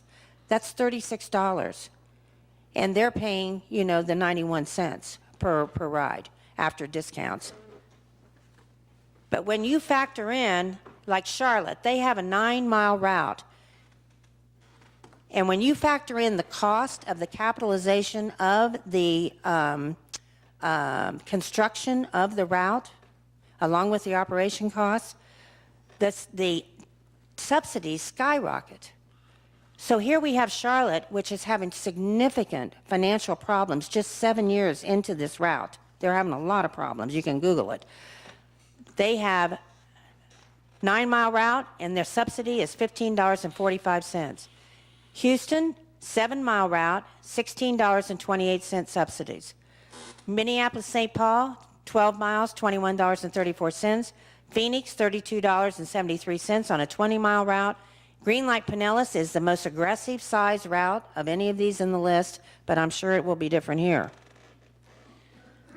The myth that there is a bridge to Tampa. There is no bridge to Tampa included in the Greenlight Pinellas 10-year plan. There is no bridge included in FDOT's plan. FDOT has about $420 million in their budget to build a new northbound bridge. In order to put a light rail component in a northbound bridge, it is going to cost $1 billion to build that northbound bridge. There is no money anywhere to do that. It is not in the plan. There is no link to Tampa or TIA by rail. No future spurs in the 10-year plan. A lot of people think, well, maybe 3 or 4 years from now, they'll build another spur off of this Greenlight Pinellas, and they'll take it up to Tarpon Springs. That would be another referendum and another sales tax. We did a public records request, and it requested what intersections in the county would be impacted by the rail. And we have 41. Actually, if you want, you can get a copy. The people here, we handed out, we have a list of all the intersections that are involved. And the county will also, and I want you to think about this, because honestly, I don't understand what Tarpon Springs could possibly gain from any of this. Because the county, once this happens, just imagine the fanfare about the county promoting customers to go to those 16 green light hubs that are on the rail between St. Pete and Clearwater. If your business community is not on the line, you're going to be competing with it and paying more tax to do so. And so will your small business owners. It's going to be competition. If you would do me a little favor. Yeah, I'm actually finished. Well, if you are, that'd be a great thing, because I know the commission might have some. Sure, this is my last slide. 10 to 15, so. Okay, thank you. very good. So that worked out perfectly. So no tax for tracks. We're all just volunteer, tax-paying citizens. That's who we are. We have no financial interest whatsoever in any of this. We're out trying to educate the folks before we get ourselves into this situation that there'll be no getting out of. We say fix the bus system for those that depend on public transportation and not start taxing them, because this is a regressive tax, and it will certainly be a larger portion of the income of folks that are on fixed incomes or that are, low income folks. So that pretty much is. There's so much more I could say, and so I'll just take your questions, and I hope I can answer those questions. Any questions you want to have? No, I want to thank you for coming out here today. I think it's important for both sides to be heard, and we heard green light a few weeks ago, and I just think that before, although I'm glad it's going to to a vote in November, but people need to think long and hard if we need to increase the sales tax to the highest in the state. And didn't you have in your backup that it was the highest in the southeast, or is that not true? That I can't address that. Okay, but the highest in the state is still pretty bad, and I don't think that it's not. In my opinion, like an either or. I think we all agree that the bus system needs to be fixed. We need to make sure the people that use it here in Tarpon Springs, have access to it, and that it's adequate. But I know I'm not sold on the idea that raising the sales tax to 8% is going to answer our problems, and I just don't think Pinellas County is as a whole built on public transit as far as worth investing that much money. So I think people need to do their research. The green light site has a lot of information from Ernst & Young on there to go through all that and talk to both sides. Don't just let with either side their ads that are fancy in the paper, or even things like this sway you. Do your own research and really ask yourself if we want to have the highest tax rate in the county. And also, I also believe this could put penny for Pinellas in jeopardy the next time that comes up. Because if we had this 8% sales tax, and there's some negative consequences, when that comes back up for a vote, we could lose that. And just as the Splash Park opened on Saturday, we see direct benefits in our town for that. So that's something to just to keep in mind as well. Thank you. Thank you. Thank you. Any questions, comments? Seeing none, any public comments in this item? If you have one, you have to raise your hand. Just come forward, state your name, address for the record, and you'll be given up to 4 minutes.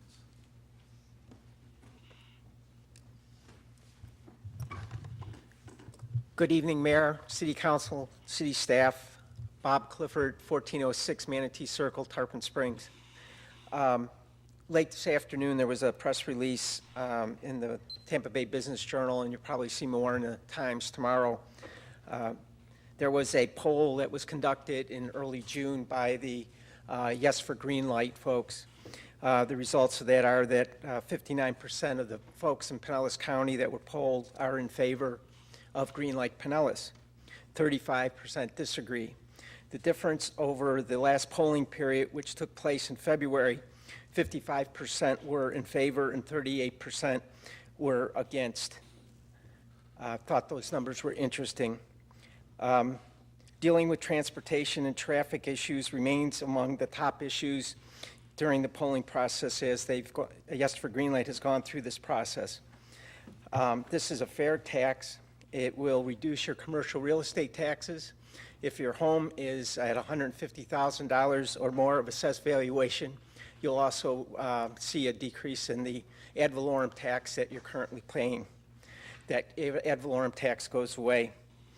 The perfect definition of insanity is to continue to do the same things repeatedly and getting the same results. We have continued to pour taxpayer dollars into the road system throughout Pinellas County. And what are the results? We all drive this on a daily basis. I would like you to consider thinking about that. These roads are not free. They don't serve the purpose that's necessary, especially if you're having to drive on those roads every day. Greenlight Pinellas is all about options, and we need more options in Pinellas County to grow our communities, both for our residents and the business community. Thank you.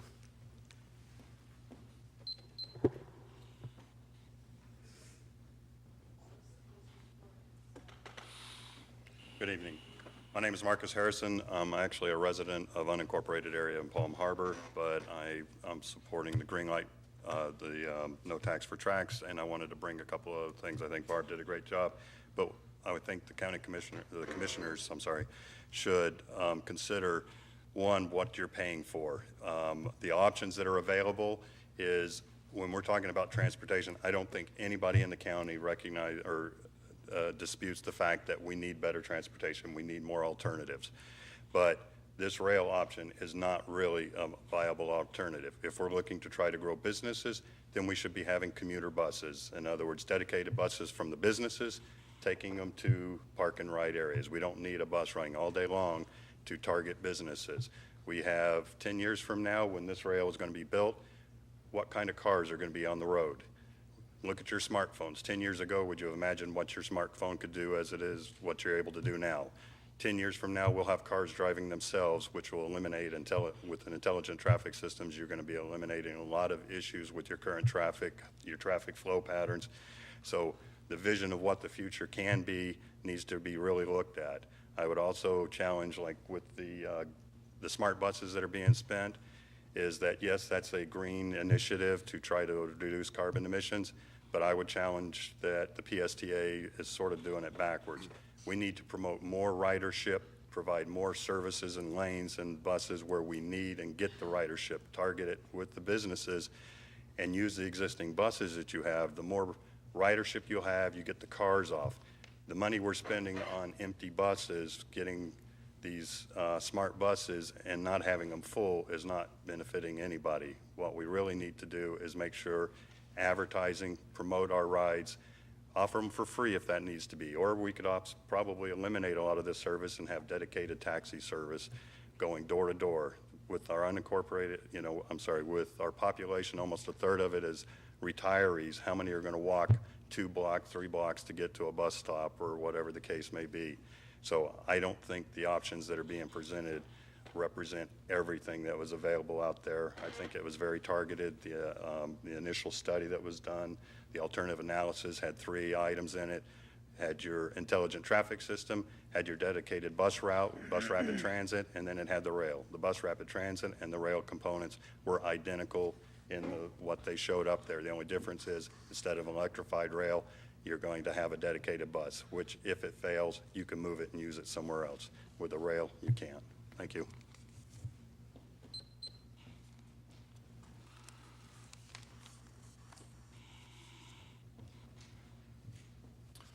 Good evening. My name is Steve Fisk. I'm a resident of Palm Harbor, and I'm also the chairman of the board of the North Pinellas Regional Chamber of Commerce. I had no personal opinion on this either way, and I wanted to keep an objective mindset. And I went out and I started doing my research, and I went out and met with over 100 retailers and local business people throughout the North Pinellas County area. Then as a chamber, we invited both sides to come to a town hall meeting, which we held a couple weeks ago. Both sides had an opportunity to present their positions. And then following that, we polled our members. And following that, we had a board meeting. Our board is unanimously supporting no tax for tracks. And we don't see any net sum gain at all by increasing the sales tax to pay for the system. I also lived in Chicago for 20 years, and I'm very, very much in support of public transit systems. This is not the right system, and it's not the right financial budget to support the system. So we don't really see any advantage for North Pinellas County. We're very much against Greenlight Pinellas, for the record. Thank you. Thank you.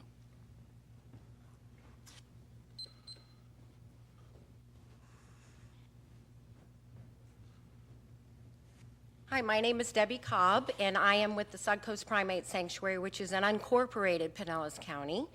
And the gentleman that came up and spoke earlier, I went to that chamber and I asked for help a few years back, and I couldn't get help for Pinellas on alternate 19 to promote my business.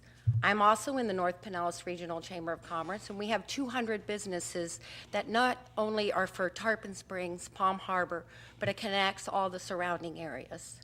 One of the reasons why I'm in North Pinellas Regional Chamber of Commerce is they go out and they do their homework on studies like this. Again, I'm 6 generations of being here. I love Tarpon Springs. I love Palm Harbor. But I can tell you, until you get on this system and see the tracks that it's taking, it will not help our businesses. I can tell you, I don't want an 8% sales tax. And I can tell you that the people that come to Pinellas County that want to live here or you're going to have here are not going to want to pay an 8% sales tax. I have property in Tarpon Springs. I have property in unincorporated. This will affect our businesses. We're one of the largest nonprofits that deals with children animal services, and I was surprised to see tonight that your closest shelter is in Dunedin and we're in Tarpon Springs. We're in Palm Harbor, and we're trying to help the residents here. And I think that if you use this transit system, you get on the trail of what path it's going to take, you will see that will not help the city in any way, shape, or form. The people that do talk positive about it are the ones that will either be directly involved with some kind of commerce from the system or promoting something that that system has to offer them personally. Thank you and God bless.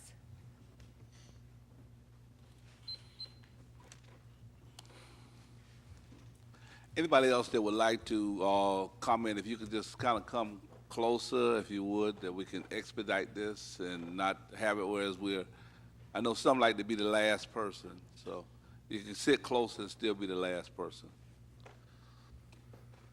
Yes, Bob Lasher, Pinellas Suncoast Transit Authority. Thank you, Mayor. Tonight, several times questions come up or comments that there's nothing in it for Tarpon Springs, nothing in it for North County. I'd just like to point out that for North County and Tarpon Springs, the Green Light Plan, if it passes, will at least double the current level of transit service. For your current homeowners, the change in taxes will amount to actually a reduction in overall payments to PSTA, and that holds true for most of North County. Thank you.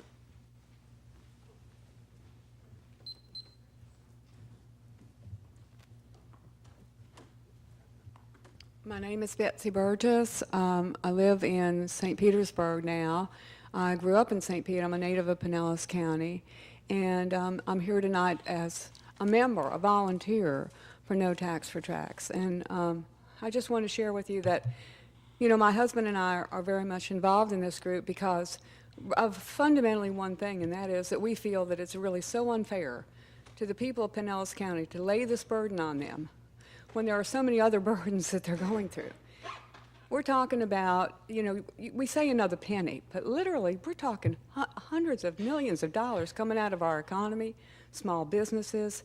We've got children with burdensome student loans. We have an elderly population, most on fixed incomes. We have underemployed. I've been to city commission meetings where they did a whole study on the poor in St. Pete, Pinellas County.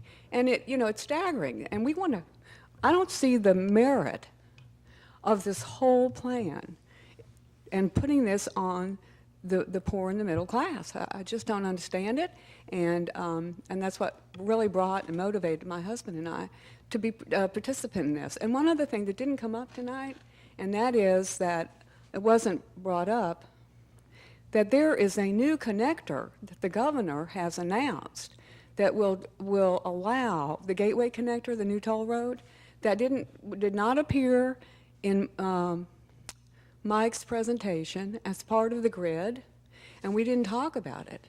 But this is going to expedite traffic all the way from the Skyway up to North County without traffic lights. So we have a whole new paradigm here in terms of roadway traffic and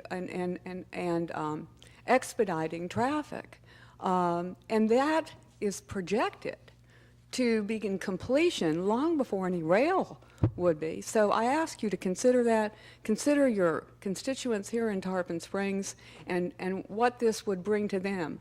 And I don't really see the benefit of it. Thank you so much for your time tonight.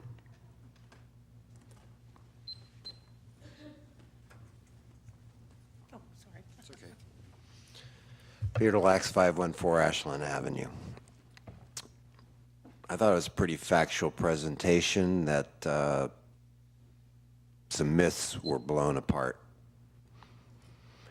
Commissioner Banther, I want to expound a little bit on what you brought up. That was one of my first thoughts.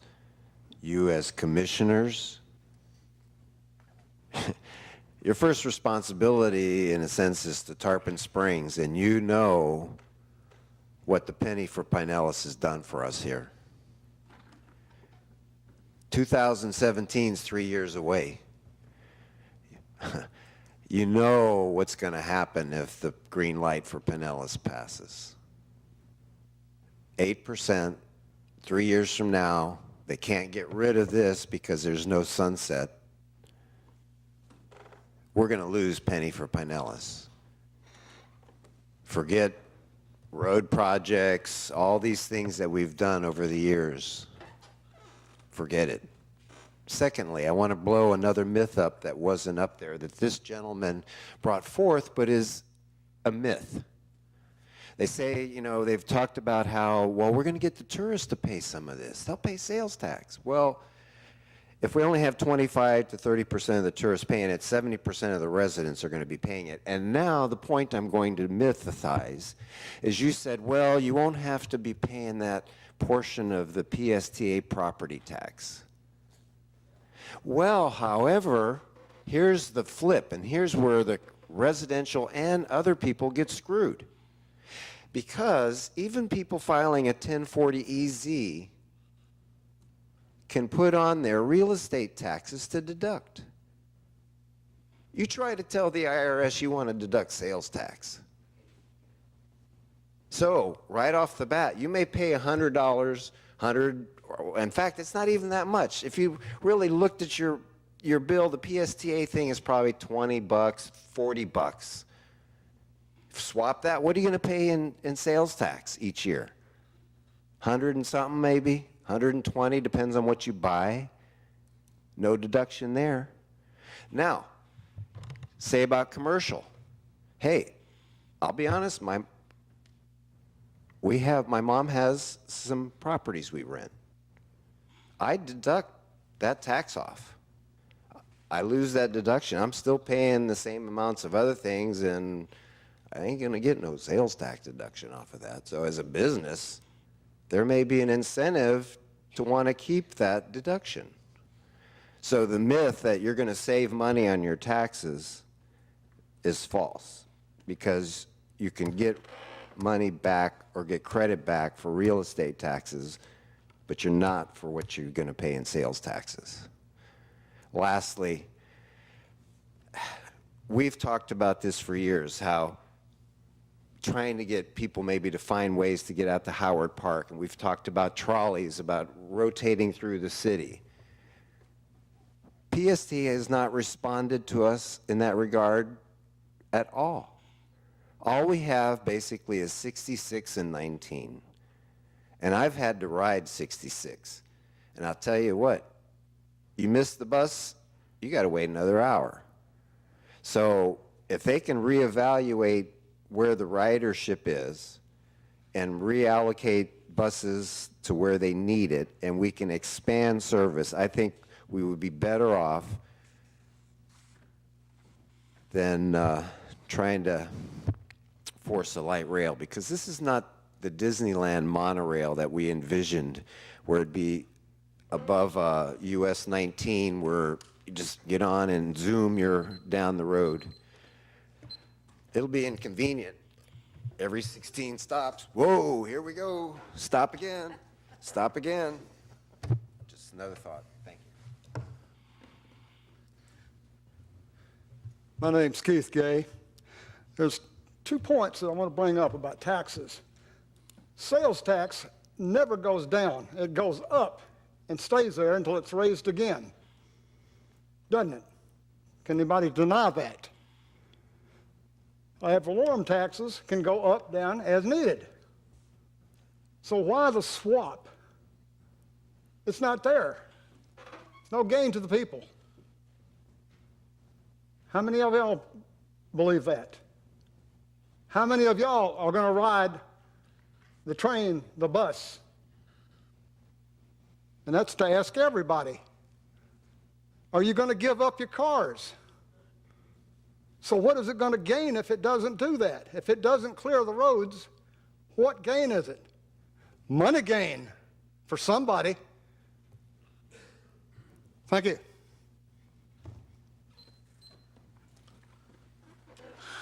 There are no other public comments. We thank Ms. Hazelden for your presentation, and we'll move on to further business. May I just thank you all very much for your time this evening. Appreciate it very much. Our next agenda item is consent agenda.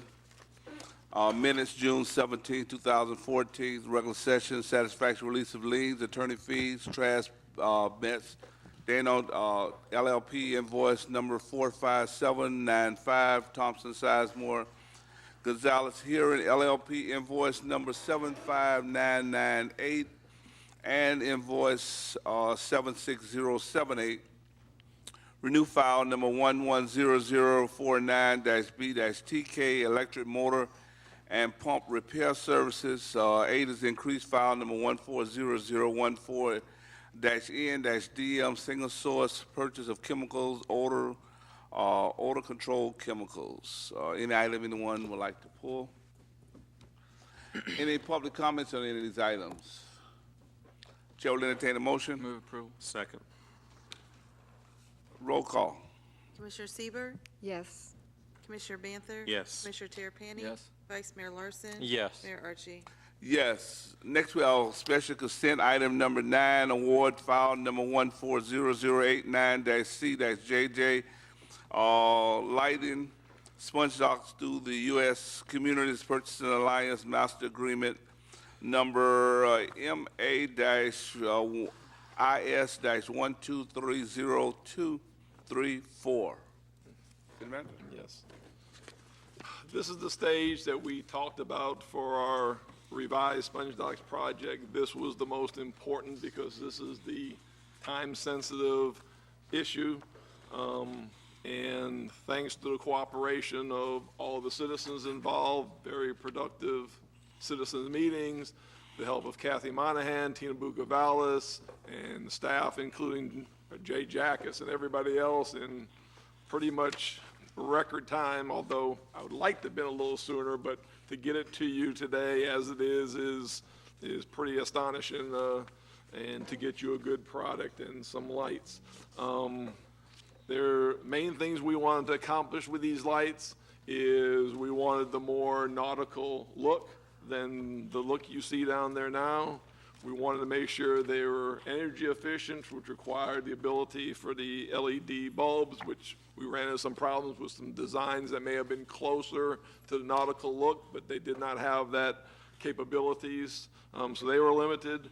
We wanted to make sure that we would have access to power on those, especially for, as you know, for many years, the docks is wanted Christmas lights and or other lights for special occasions. These will have the ability and power station to have those in place. And again, we wanted to go really, so we wouldn't get any controversy who got them or not, just step-for-step replacement of the Duke Energy lights with these lights. This is the product you got. It's for 119 lights, which gives us about 7 or 8 lights extra, you know, barring circumstances, something happening to them. These do include the lights going up the first block of Athens Street, as we talked about, and people saying again from the plan and stuff to include Athens Street, so it does cover those. While it is $264,000, I want to, you know, again warn you that there will be an installation cost. There will be electrical work to be done because Duke Energy, when they take it out, they will be taking their wiring and everything out. So we will have to go in after they remove all their infrastructure, and we wouldn't be able to lose their infrastructure anyway because it's not up to the, you know, power companies do not have to go up to the code that others and us would have to do. So we wouldn't be able to use them anyway. So that's not even a point. But And why we couldn't give you an idea what that price would be is, we still have to work with Duke Energy, and which could be one of the hindrances of our time frame. We've had some preliminary talks and some assurances they're going to come to the table and work with us to keep the time frame, but that's the only worry we still have. But just a warning, the installation cost could be as much or maybe more than these lights, but we knew that all along as we were looking at this. The other thing I forgot about is these lights will also have the capability for banners. So if you can imagine Greek Independence, Epiphany, and all the other occasions, not only for the occasions that would spark the lights being used on them, but also as we parade down the street, you would have banners to significate the occasion or special events or that sort of thing. You could put banners on these poles and go through. So it's not just a project that, okay, we're going to put new lights up there. There's a lot more things of aesthetics and the looks and to accentuate our culture and stuff with just light poles and nautical fixtures. So again, this is the first stage, obvious, because these have to be ordered and brought in. We'll be working as soon as we can to bring you back the installation costs. We can also begin now working on the other tasks, which will be looking at landscaping, looking at benches, receptacles, and the other beautification items. Again, they don't have the time crunch that this has. We can meet, and as well as these meetings on the lighting went, I expect us to have real good meetings and come back with what the people want for those other amenities to complete most of the projects. We'll be also looking at, again, some electrical stations to add more abilities for special events in the middle of the docks and at the city bathrooms. We're also talking, we got some good input from the people that were involved, maybe some charging stations for phones and other things that we'll be looking at all along that way. So all that will be going along then, but we really need this portion if we're going to even become close to the deadline of trying to get as much of this done before season as possible to order these lights. You see what they look like in the backup, and I hope we can move forward and again bring a great project that we can enter the next season and the Christmas season and stuff, and a good look at the docks. Questions for the city manager? Mr. Mayor. Commissioner Tarpon. Thank you. Mr. LaCourse, just in an effort, something that you and I talked about, in an effort to be totally transparent, when we talk about the installation of the fixtures will also be covered under the reference contract. Could you elaborate a little bit about what we talked about in terms of pulling new wire and how that's not included in the actual installation? Yeah, basically in a normal circumstance, when you'd order these lights, they just come in, take the light out, put the next light in, and go forward. Again, Duke Energy will be pulling all of their infrastructure out of there. So we have to have an electrical contractor come in and completely do all the electrical and electrician work along there.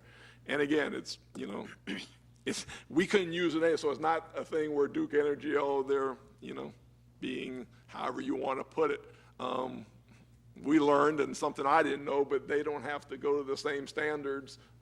Utility company does not have to go to the same standards as wiring as a citizen or the city or that. So we wouldn't be able to use that wiring anyway. They don't meet the standards that we would have to do when a city would install something. So, I mean, that's just in that we'd have to do anyway because we couldn't use their things. So this involves an electrical contractor coming in, and all we'll have is basic conduit there, and we've got to completely rewire and electrical along there. That's why those So costs. that's the additional cost that you're talking about for Yes. installation? Thank you. Other than that, I'd just say that the light fixtures look great. Look forward to seeing them go up, and I'm happy to see that there's the receptacle on top of the light pole for additional lighting, which has been desired for a long time. Thank you. No other comments, Commissioner Balfour? Yes, I am as well excited about this. Just some questions. What will the downtime be as far as lights down there? I know you can't say though for sure now, but with them tearing up their wires on the ground and whatnot, how long might the docks, will they do that in stages? Will the docks be without lights completely for an X amount of time, or have any No, clue on that? we need to develop a plan to put temporary lighting on, just like when you Okay. see construction projects, which again will be another cost, but not, but we will not leave the docks in the dark. There will be temporary lights, portable. We will go to a company to rent lights for the areas as they come down. We will have that lit, so, we can't leave it dark and stuff. So that's how we plan to handle the downtown. And their work, presuming any, accident, won't affect the shops at all as far as their electricity or power or anything like that, No. to your knowledge? No, and then we're gonna make sure in the construction, and as we get with the electrical contractor, and we get that bid, like we've done in other ones, minimal disturbance to the businesses, and how we do it will be at the minimum disturbances that we can. And we hope during the whole process, it's not gonna put much of a strain on the businesses anyway, and that's what we'll strive for when we do, and we'll demand from that electrical contractor that we have to do this, because, we have to have. And again, just what's your best guess if everything went smoothly? Would you say this Christmas, or was it next Christmas you were saying? No, this one, we This hope to get it Christmas, up okay. again before the October, November. It's ambitious, and it's depending on Duke Energy. We can do it if Duke Energy fully cooperates and does it, which, they kind of know that the citizens of Tarpon will not be happy if that's not the case, and they may have to come here and answer if it's not. So, we're in cordial talks now, but we had some issues at the splash park that put us in a delay because of that. So it's going to be a constant war. As long as we have temporary lighting, that was my only concern, was downtime for them. Okay, thank you. There are no other commission comments. Chair will entertain a motion, then go to public comments. Move approval. Second. Any public comments on this item?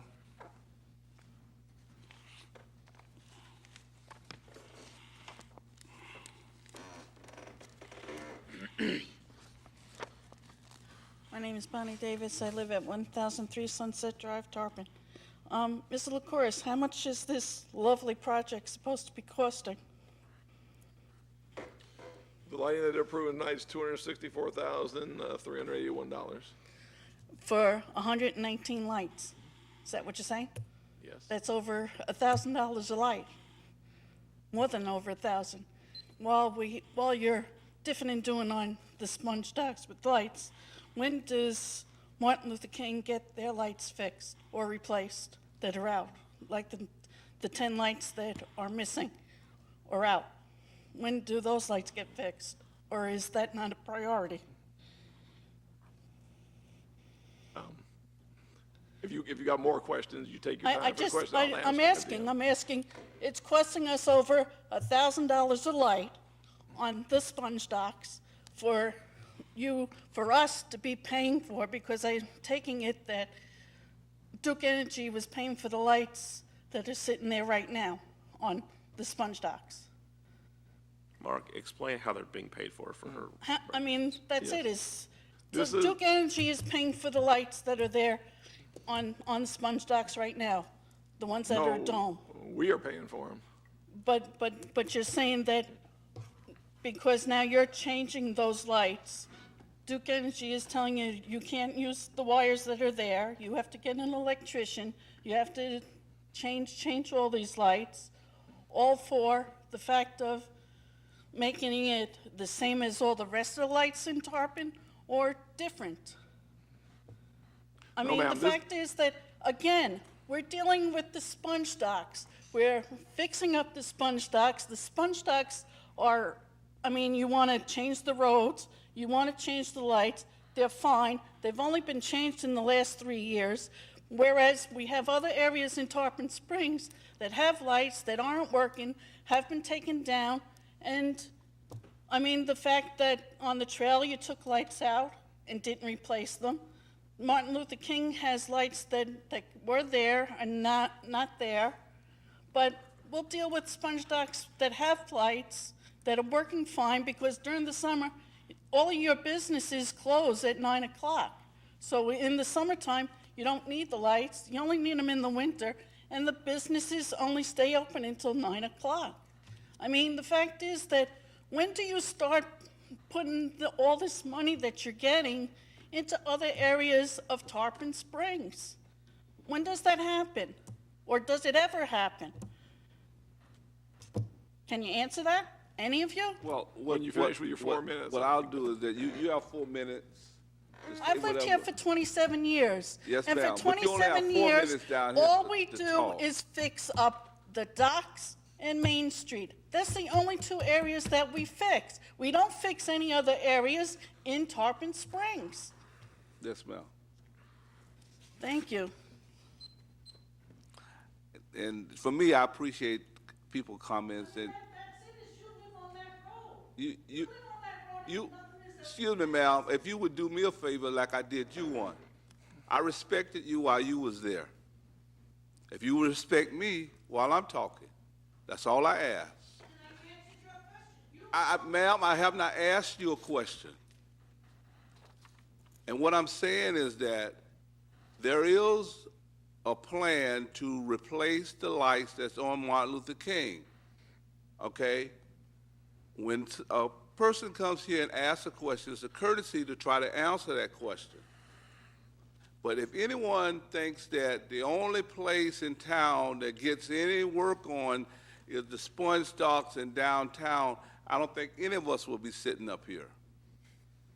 I think that we spend money all over this town, including the docks. But I'm glad that you said that because that's for my friends at the docks. When I tell them is that everybody is not in favor of spending money down there. We take heat from other citizens as to why we do it. We do it because it's right. It's a destination point. We're continually doing that. So, but everybody's entitled to their opinion, and I'm looking forward to, as I know a number of people, of the lights being fixed on Martin Luther King and anywhere else that they're down. So, but with that, if there are no other public comments, then we'll go to roll call. Commissioner Sieber, Yes. Commissioner Banther? Yes. Commissioner Terrapini? Yes. Vice Mayor Larson? Yes. Mayor Archie? Yes. Next item is item number 10, approved job description for Building Development Director. Basically, what you see before you is a new job description that needs to be improved for Building Development Director. In essence, just to make a long story short, it's really going back to the old position we had of Building Director as opposed to Development Service Director, and the many responsibilities they've held. We'll be working on a reorganization plan that you'll be seeing in the next month or so, and dealing with a budget of how we're going to reorganize a lot of things in the department. But there's two things we need, and we need real soon. We need someone who's a certified building official, and we need someone who's a floodplain manager. Without it, everything shuts down.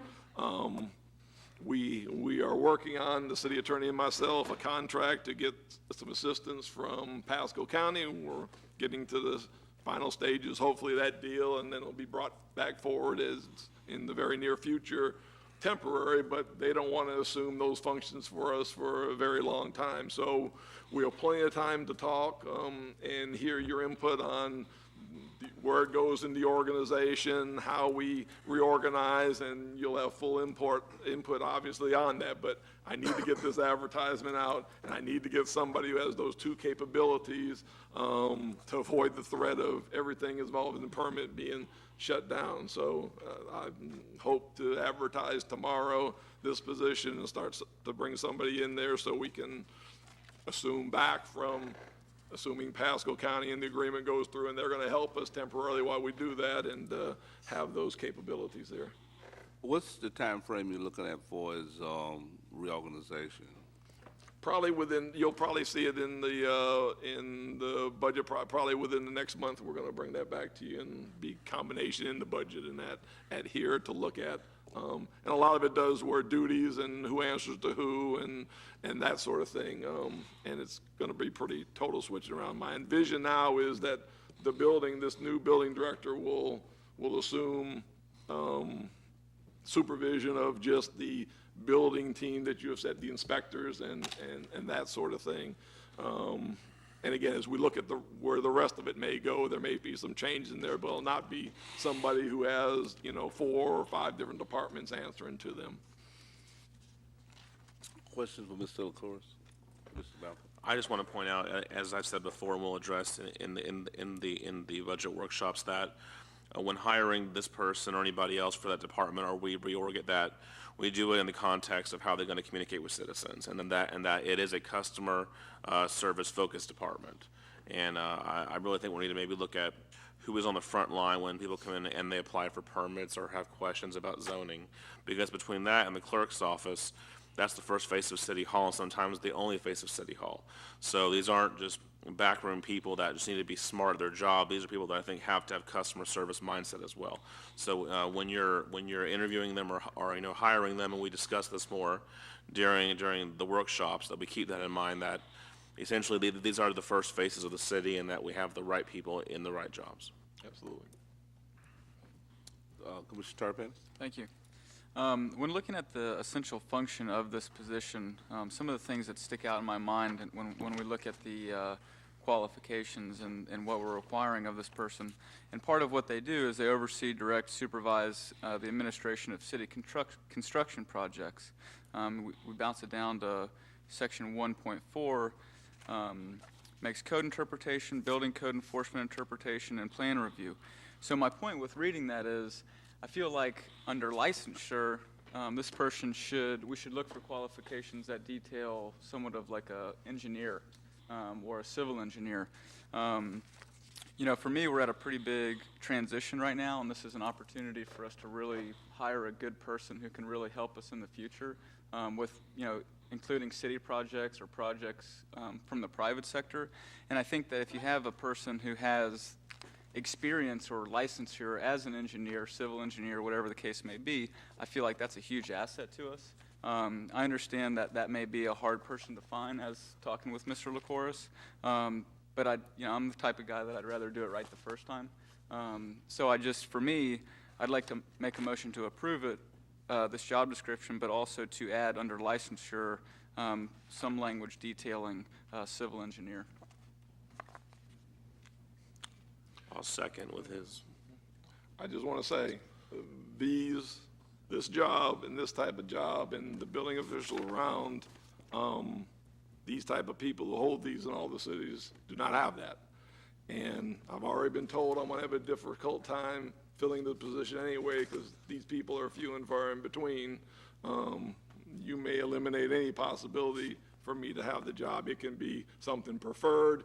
It can be that, but if you put that mandate in, it's going to threaten the ability to find somebody to be hired in that job, because these people in cities under this setup, which I asked about when the question came up, they don't have that. They have what's exactly stated in here, and this is going to be a hard position to fill to start with, and I think you'll make it impossible to fill if you add that condition to it as a absolute mandated condition. Preferred, fine, if that person comes in for a job, obviously they've got to step up with everybody, but not as a mandated position, or it How about won't be filled.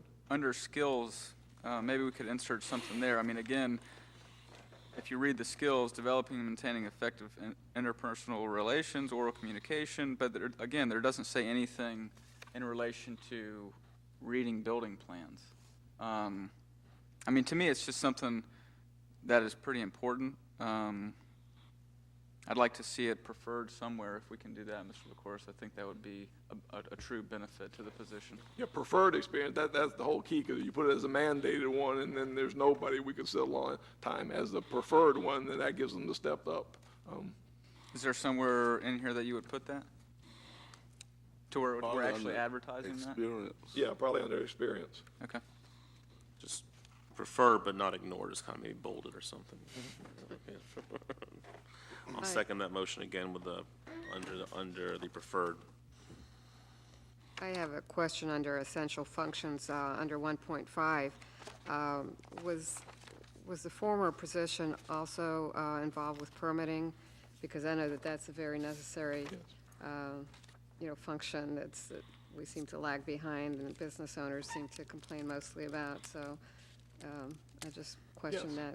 that. Okay. And it was before. Really, the only difference between this position that was the former position, the new one, with making a development of services, they assumed a lot more duties of a lot more departments. That's the difference. And we need to go back to the concentration on that field, that particular area, and again, the attention to that.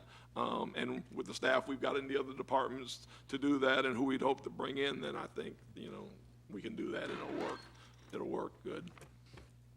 Mayor, can I get clarification on exactly what the new verbiage would be? From me? Well, I think it's your motion. Yeah, sure. This would be under experience, Under I understand. experience, sure. Mr. Attorney? And not necessarily legal. I mean, you're not Yeah. asking. Per engineer, what you said the Either word. civil, have some form of engineering experience. Preferred civil engineering or preferred other civil engineering struc- experience. Yeah, exactly, there you go. That clarified for you.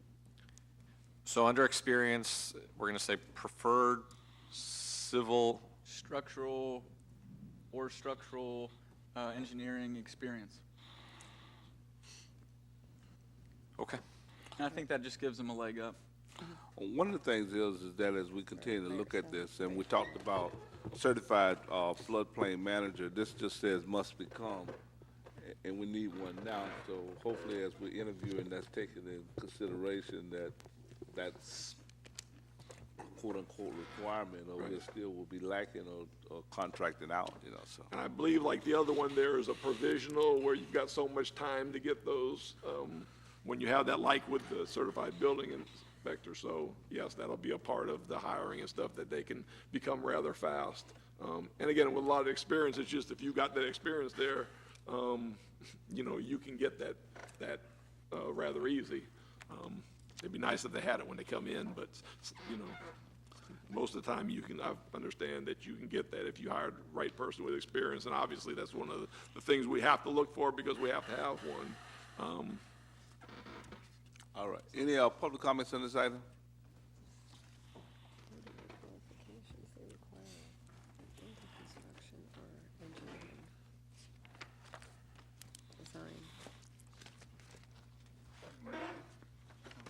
Mary Coburn, 425 South Spring Boulevard, Tarpon.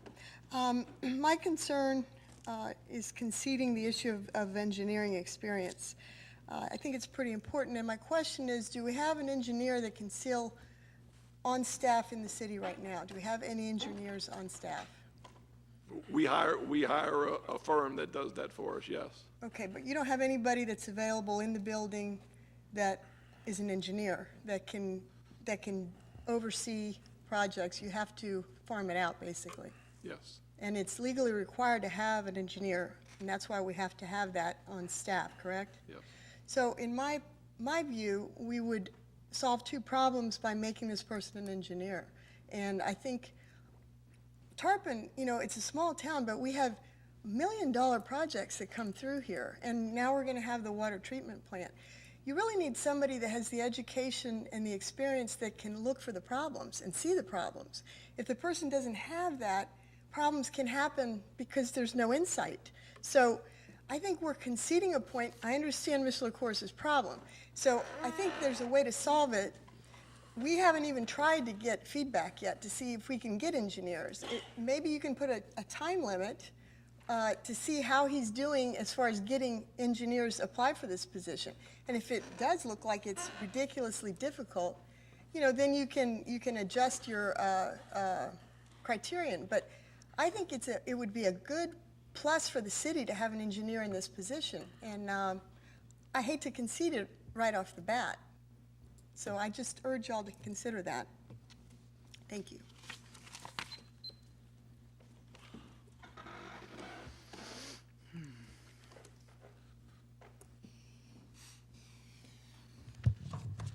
Peter Lax, 514 Ashland Avenue. Trying to figure out this puzzle as I hear more and more pieces. Let's see, the sponge dock plan erupted.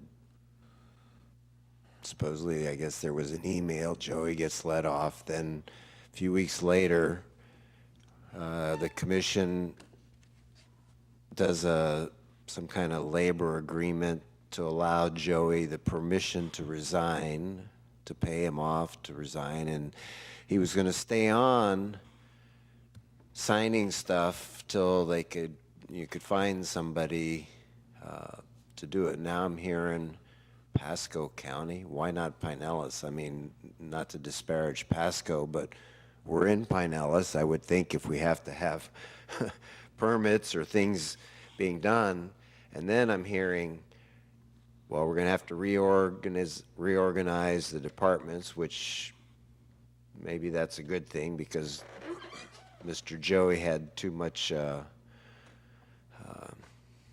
influence over too many things. And then I hear we don't have a planning staff anymore. Is it correct?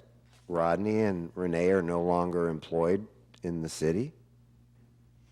Because when I heard that earlier, and then I see Mr. Crawford here with countywide plan changes, unless they're both on vacation, that assumes to me that that rumor is true, because one of them would have been here to talk about how some of those things affect Tarpon. So this drama of what started a couple of, maybe 6 weeks, well, I'm not sure exactly, but, and then I hear, well, we're going to put forth a reorganization plan, bring it out with the budget. Well, we all know what happens during the budget workshops. That stuff, I don't remember people talking during budget workshops. So here again, I come back and say, if you're looking at some reorganizations, and y'all may talk with Mr. LaCourse, but the public is out here in the fog, and then I hate for you to spring a reorganization plan and it backfired like what happened with Mr. Haig. So if you want community input, let us know what's going on in that department, what your thoughts are as like who's doing what's going on, so maybe others can contribute information and ideas about how that structure can possibly go forward, and maybe also ameliorate other reactions. But the transparency on this issue is kind of foggy. Thank you.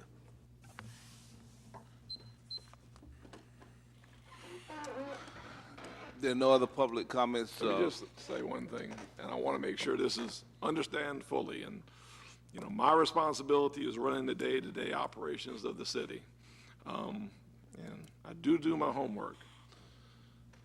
You're mixing up in talking about engineering and building, certified building official and that.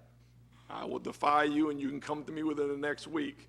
You do not find people around the state that do those dual functions of engineering and certified building inspector. Those people do not exist. If you want to have that conversation, then we need to have a conversation about an engineering position within the city. And I want to remind those, way back when we had that discussion, there are pitfalls to having one person as an engineer that you have for the city, as opposed to going out and hiring a firm that does it. The difference is whoever you hire, and it's going to be a high cost of hiring that person for the city. Most of the time, engineers have specialties. Whatever the many different type of engineering, they usually have one or two specialties, but they're not. In the cases where we had an engineer here, we had to farm out, those of you who remember from way back, we still had to farm out a lot of engineering because they weren't experts in this field, or they weren't experts in, they were certain fields of that, but they weren't an expert in all the different fields that you have in engineering and the specialties that you have today. The advantage of having a firm that is your employee, in essence, that firm is your employee, is they've got 24, 25 engineers, and they've got structural, they've got water, they've got every different field that you have on there and stuff. So that is the advantage. Yes, you can hire one, but that's not going to stop you from contracting out. But I just want to make sure engineering and engineering capabilities in this job are two completely different things. They don't match, they don't mingle, Anybody, look around and see any other city in the state and see if you see that.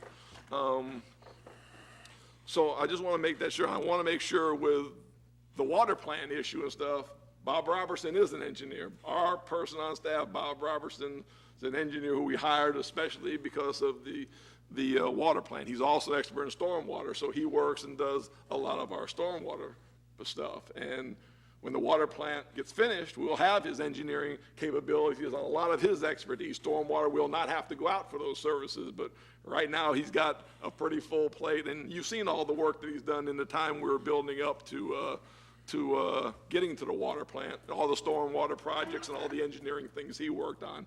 Right now he's going to be tied up for another year and a half, but we will have his engineering capabilities when that project is done. So engineering is another issue for another time, and it's really not related to this thing, although it is good to prefer some experience of some type in some type of civil structure and has a preferred thing in there. That is the appropriate way to do it. But I just wanted to get that out where people are mixing up, well, we can have this certified building official and engineer in a package of one. Those people aren't out there. You're not going to get one. But this is the method by adding this preferred on there for some type of experiences, maybe like the lighting. This is the proper way to go and get somebody on board. To your point, you have construction engineering under the educational requirements, so that is a form of engineering Yes. as well for this particular position. And one of the things is that as you go out for that, those people, if they are out there, know that they would have a better chance of obtaining this job and commanding the type of salary that they want, because it has in their preferred, it doesn't tie your hands and say that you have to. So I don't think anybody has acquiesced to the city manager, but has used a little common judgment to say, hey, we want to fill the necessary requirements, and there are some additional things that we can get with this, and so be it. So, but with that, go to roll call if there's no other comments. Commissioner Siebert, Yes. Commissioner Banther? Yes. Commissioner Terrapini? Yes. Vice Mayor Larson? Yes. Mayor Archie? Yes. We now go to ordinance resolution, item 10, ordinance 2014-11, Clearwater Gas Franchise Agreement. This is second reading. Ordinance 2014-11, an ordinance of the City of Tarpon Springs, Florida, Florida Municipal Corporation, hereinafter Tarpon Springs, granting to the City of Clearwater, Florida, its legal representative, successor, and assigns hereinafter Clearwater a gas franchise and imposing certain conditions relating thereto, providing for repeal of all ordinances or parts of ordinances in conflict herewith, providing for an effective date. It's a second reading of ordinance 2014-11 by title only. The ordinance was published in the Tampa Bay Times by title only on June 6, 2014. Is there anything new since the first reading? No, sir. Any public comments on this item?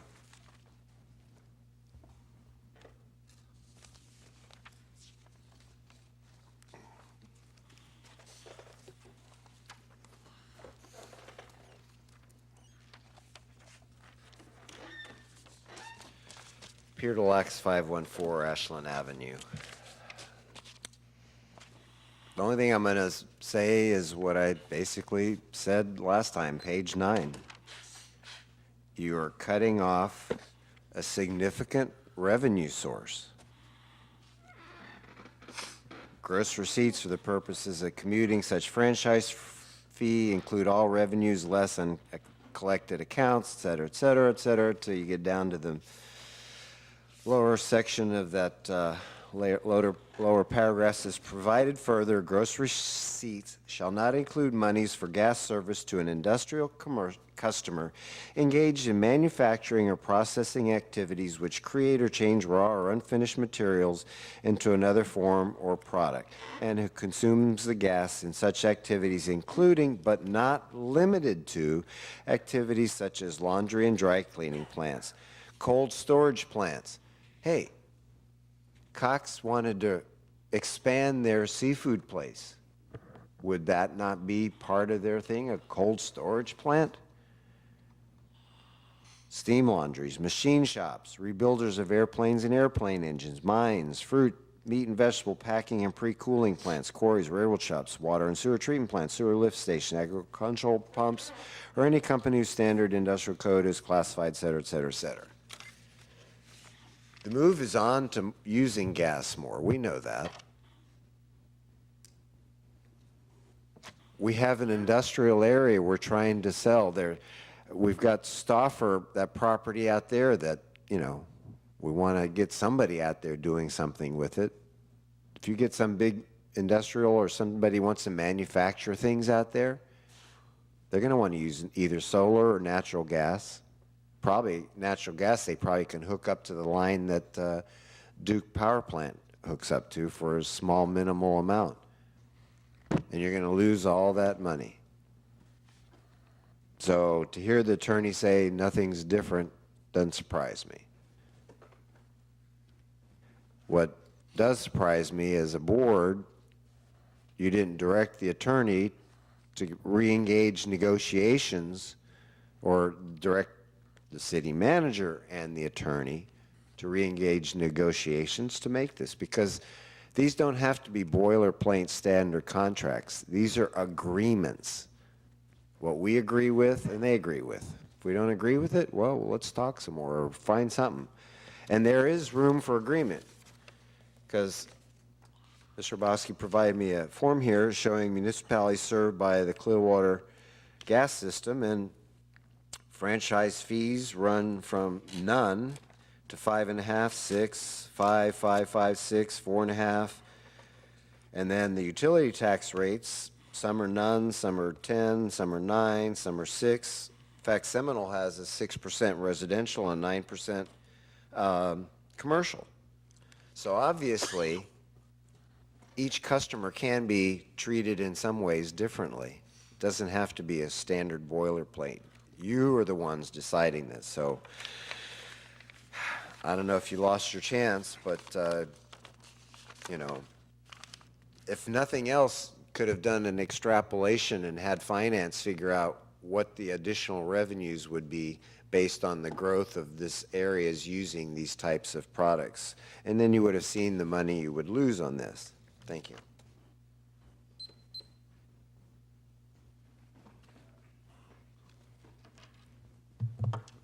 Chuck Warrington, Managing Director at Clearwater Gas System. I would just respond to that by saying that this really is your option. You can choose to include or not to include industrial revenues. Currently, you have no industrial customers in the city that this applies to, and so it's kind of academic at this point. But I would point out that the county area all around you does not have a franchise. So, you know, if you impose this, you impose another a 6% incentive for that industry not to locate in your city for the other benefits you would receive, and instead to locate in the county area around you. Typically it's an economic development incentive to bring industry into a city. In fact, I can tell you right now, the big work that's been done in the last year in Clearwater has been to incent the General Electric plant that's coming into town, the instrument transformer plant, and that was a big deal that the franchise fee did not include those revenues from that plant, so they don't incur a franchise fee.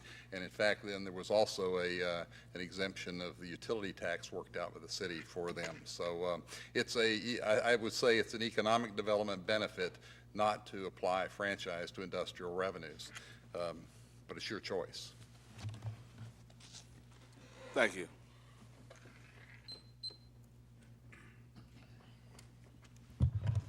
Chris Rabowski, 1602 Gulf Beach Boulevard, Tarpon Springs, 34689. It's very wise of you, Mr.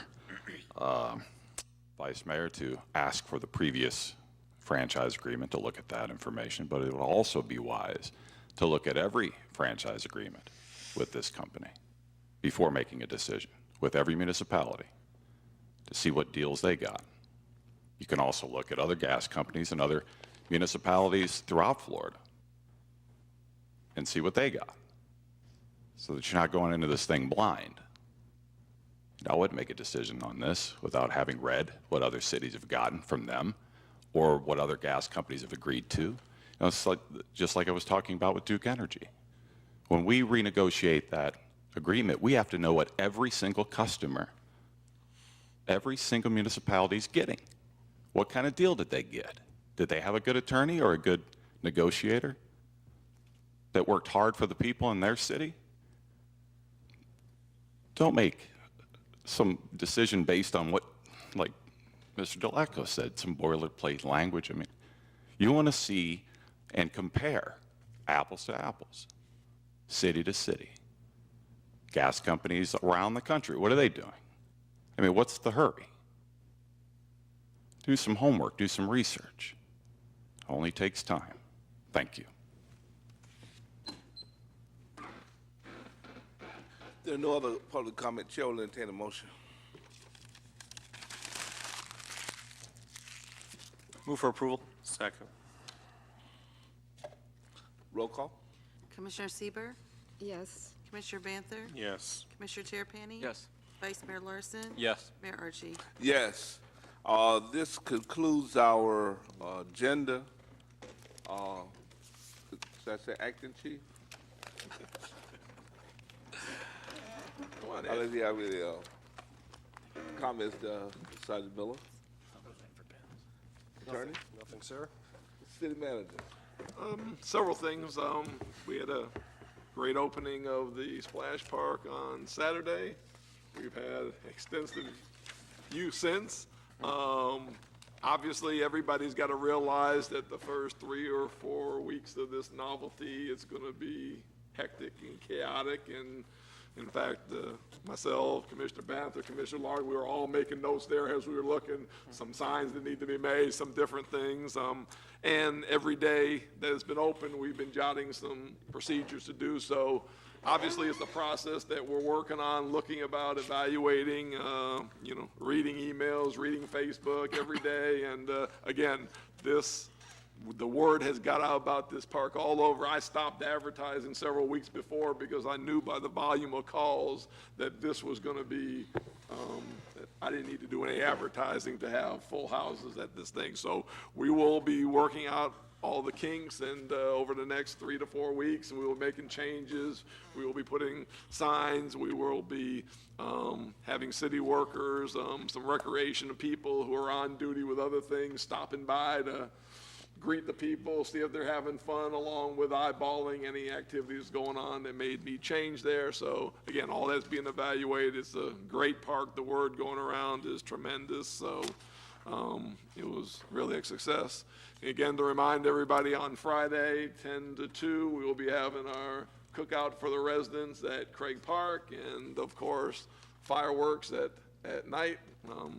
Commissioner Tarpani has promised me he's going to keep the weather away from what happened last year, but so we'll leave that to him to do. And then finally, and I'll come back in more detail later on this in a couple weeks, and maybe even bring them to introduce you. But we've had a very successful start of the high school employment program. We've got 10 kids on board. We've got great feedback from the departments in learning. It's a very positive thing this commission put into place in the last budget session. It's worked out real well. Obviously, this was our first time getting back into it in a while, but we pretty much got everybody on board, got physicals, got them pretty much started on time with all the nuances of going. We've got some very good kids. And again, to emphasize to everybody, these are juniors going on to seniors, and a lot of them were chosen because they had fields or related fields that they might be going into that the experience in the particular department they fixed would fit. So once they get acclimated more, I hope to bring them in, have you introduce them, have some of them tell you, again, what field they were going in and what they're learning about that field, working with the city. Hopefully, in the future, we'll bring some of them back to be working in our areas of the city, bring those kids back. But it's been very successful, and again, to all of you who added that to the budget and have been involved in the process, I think it's a great thing going on, and more to come at another commission meeting. One of the things that we continue to move on, I would kind of suggest is that we look at signage. We talk with our insurance carriers to signage that they think help to lessen our liability. We never will, delete it, but there are some things that we can do that might decrease. Yes, we have done that, and we'll be seeing some new signs going out there. So. Commissioner Bethel? I was just going to say that the like lightning thing does work, because my 4-year-old was very unhappy when I was pushing her there and the water stopped, so I'm gonna turn back around. Vice Mayor? No comments. Madam Clerk? The only comment I have is that our Charter Revision Commission has started meeting on a weekly basis. They meet every Wednesdays at 6 p.m. In the second floor conference room. There are press releases out. They encourage all citizens or anyone else to attend, and if they have any comments, they could either come to a meeting or email them to me, and I will forward them to the commission. Thank you. I really don't have any comments, so we'll adjourn the meeting at. Oh, I'm sorry. I just jumped across you guys. You know, I know Commissioner Tarpon, since he's going to guarantee that there's good weather, he said he can be held personally responsible for the weather. I can't sign anything, Mayor, but verbally I'll tell you that everything's going to be okay. They can't sign anything. Yeah. That's all I have to say. And we welcome back Commissioner Siebert. I don't know if she's been doing something a little dangerous, but do you have any comments? I'm good, thank you. Well, we will adjourn this at, 8:58? Wait, coming this way.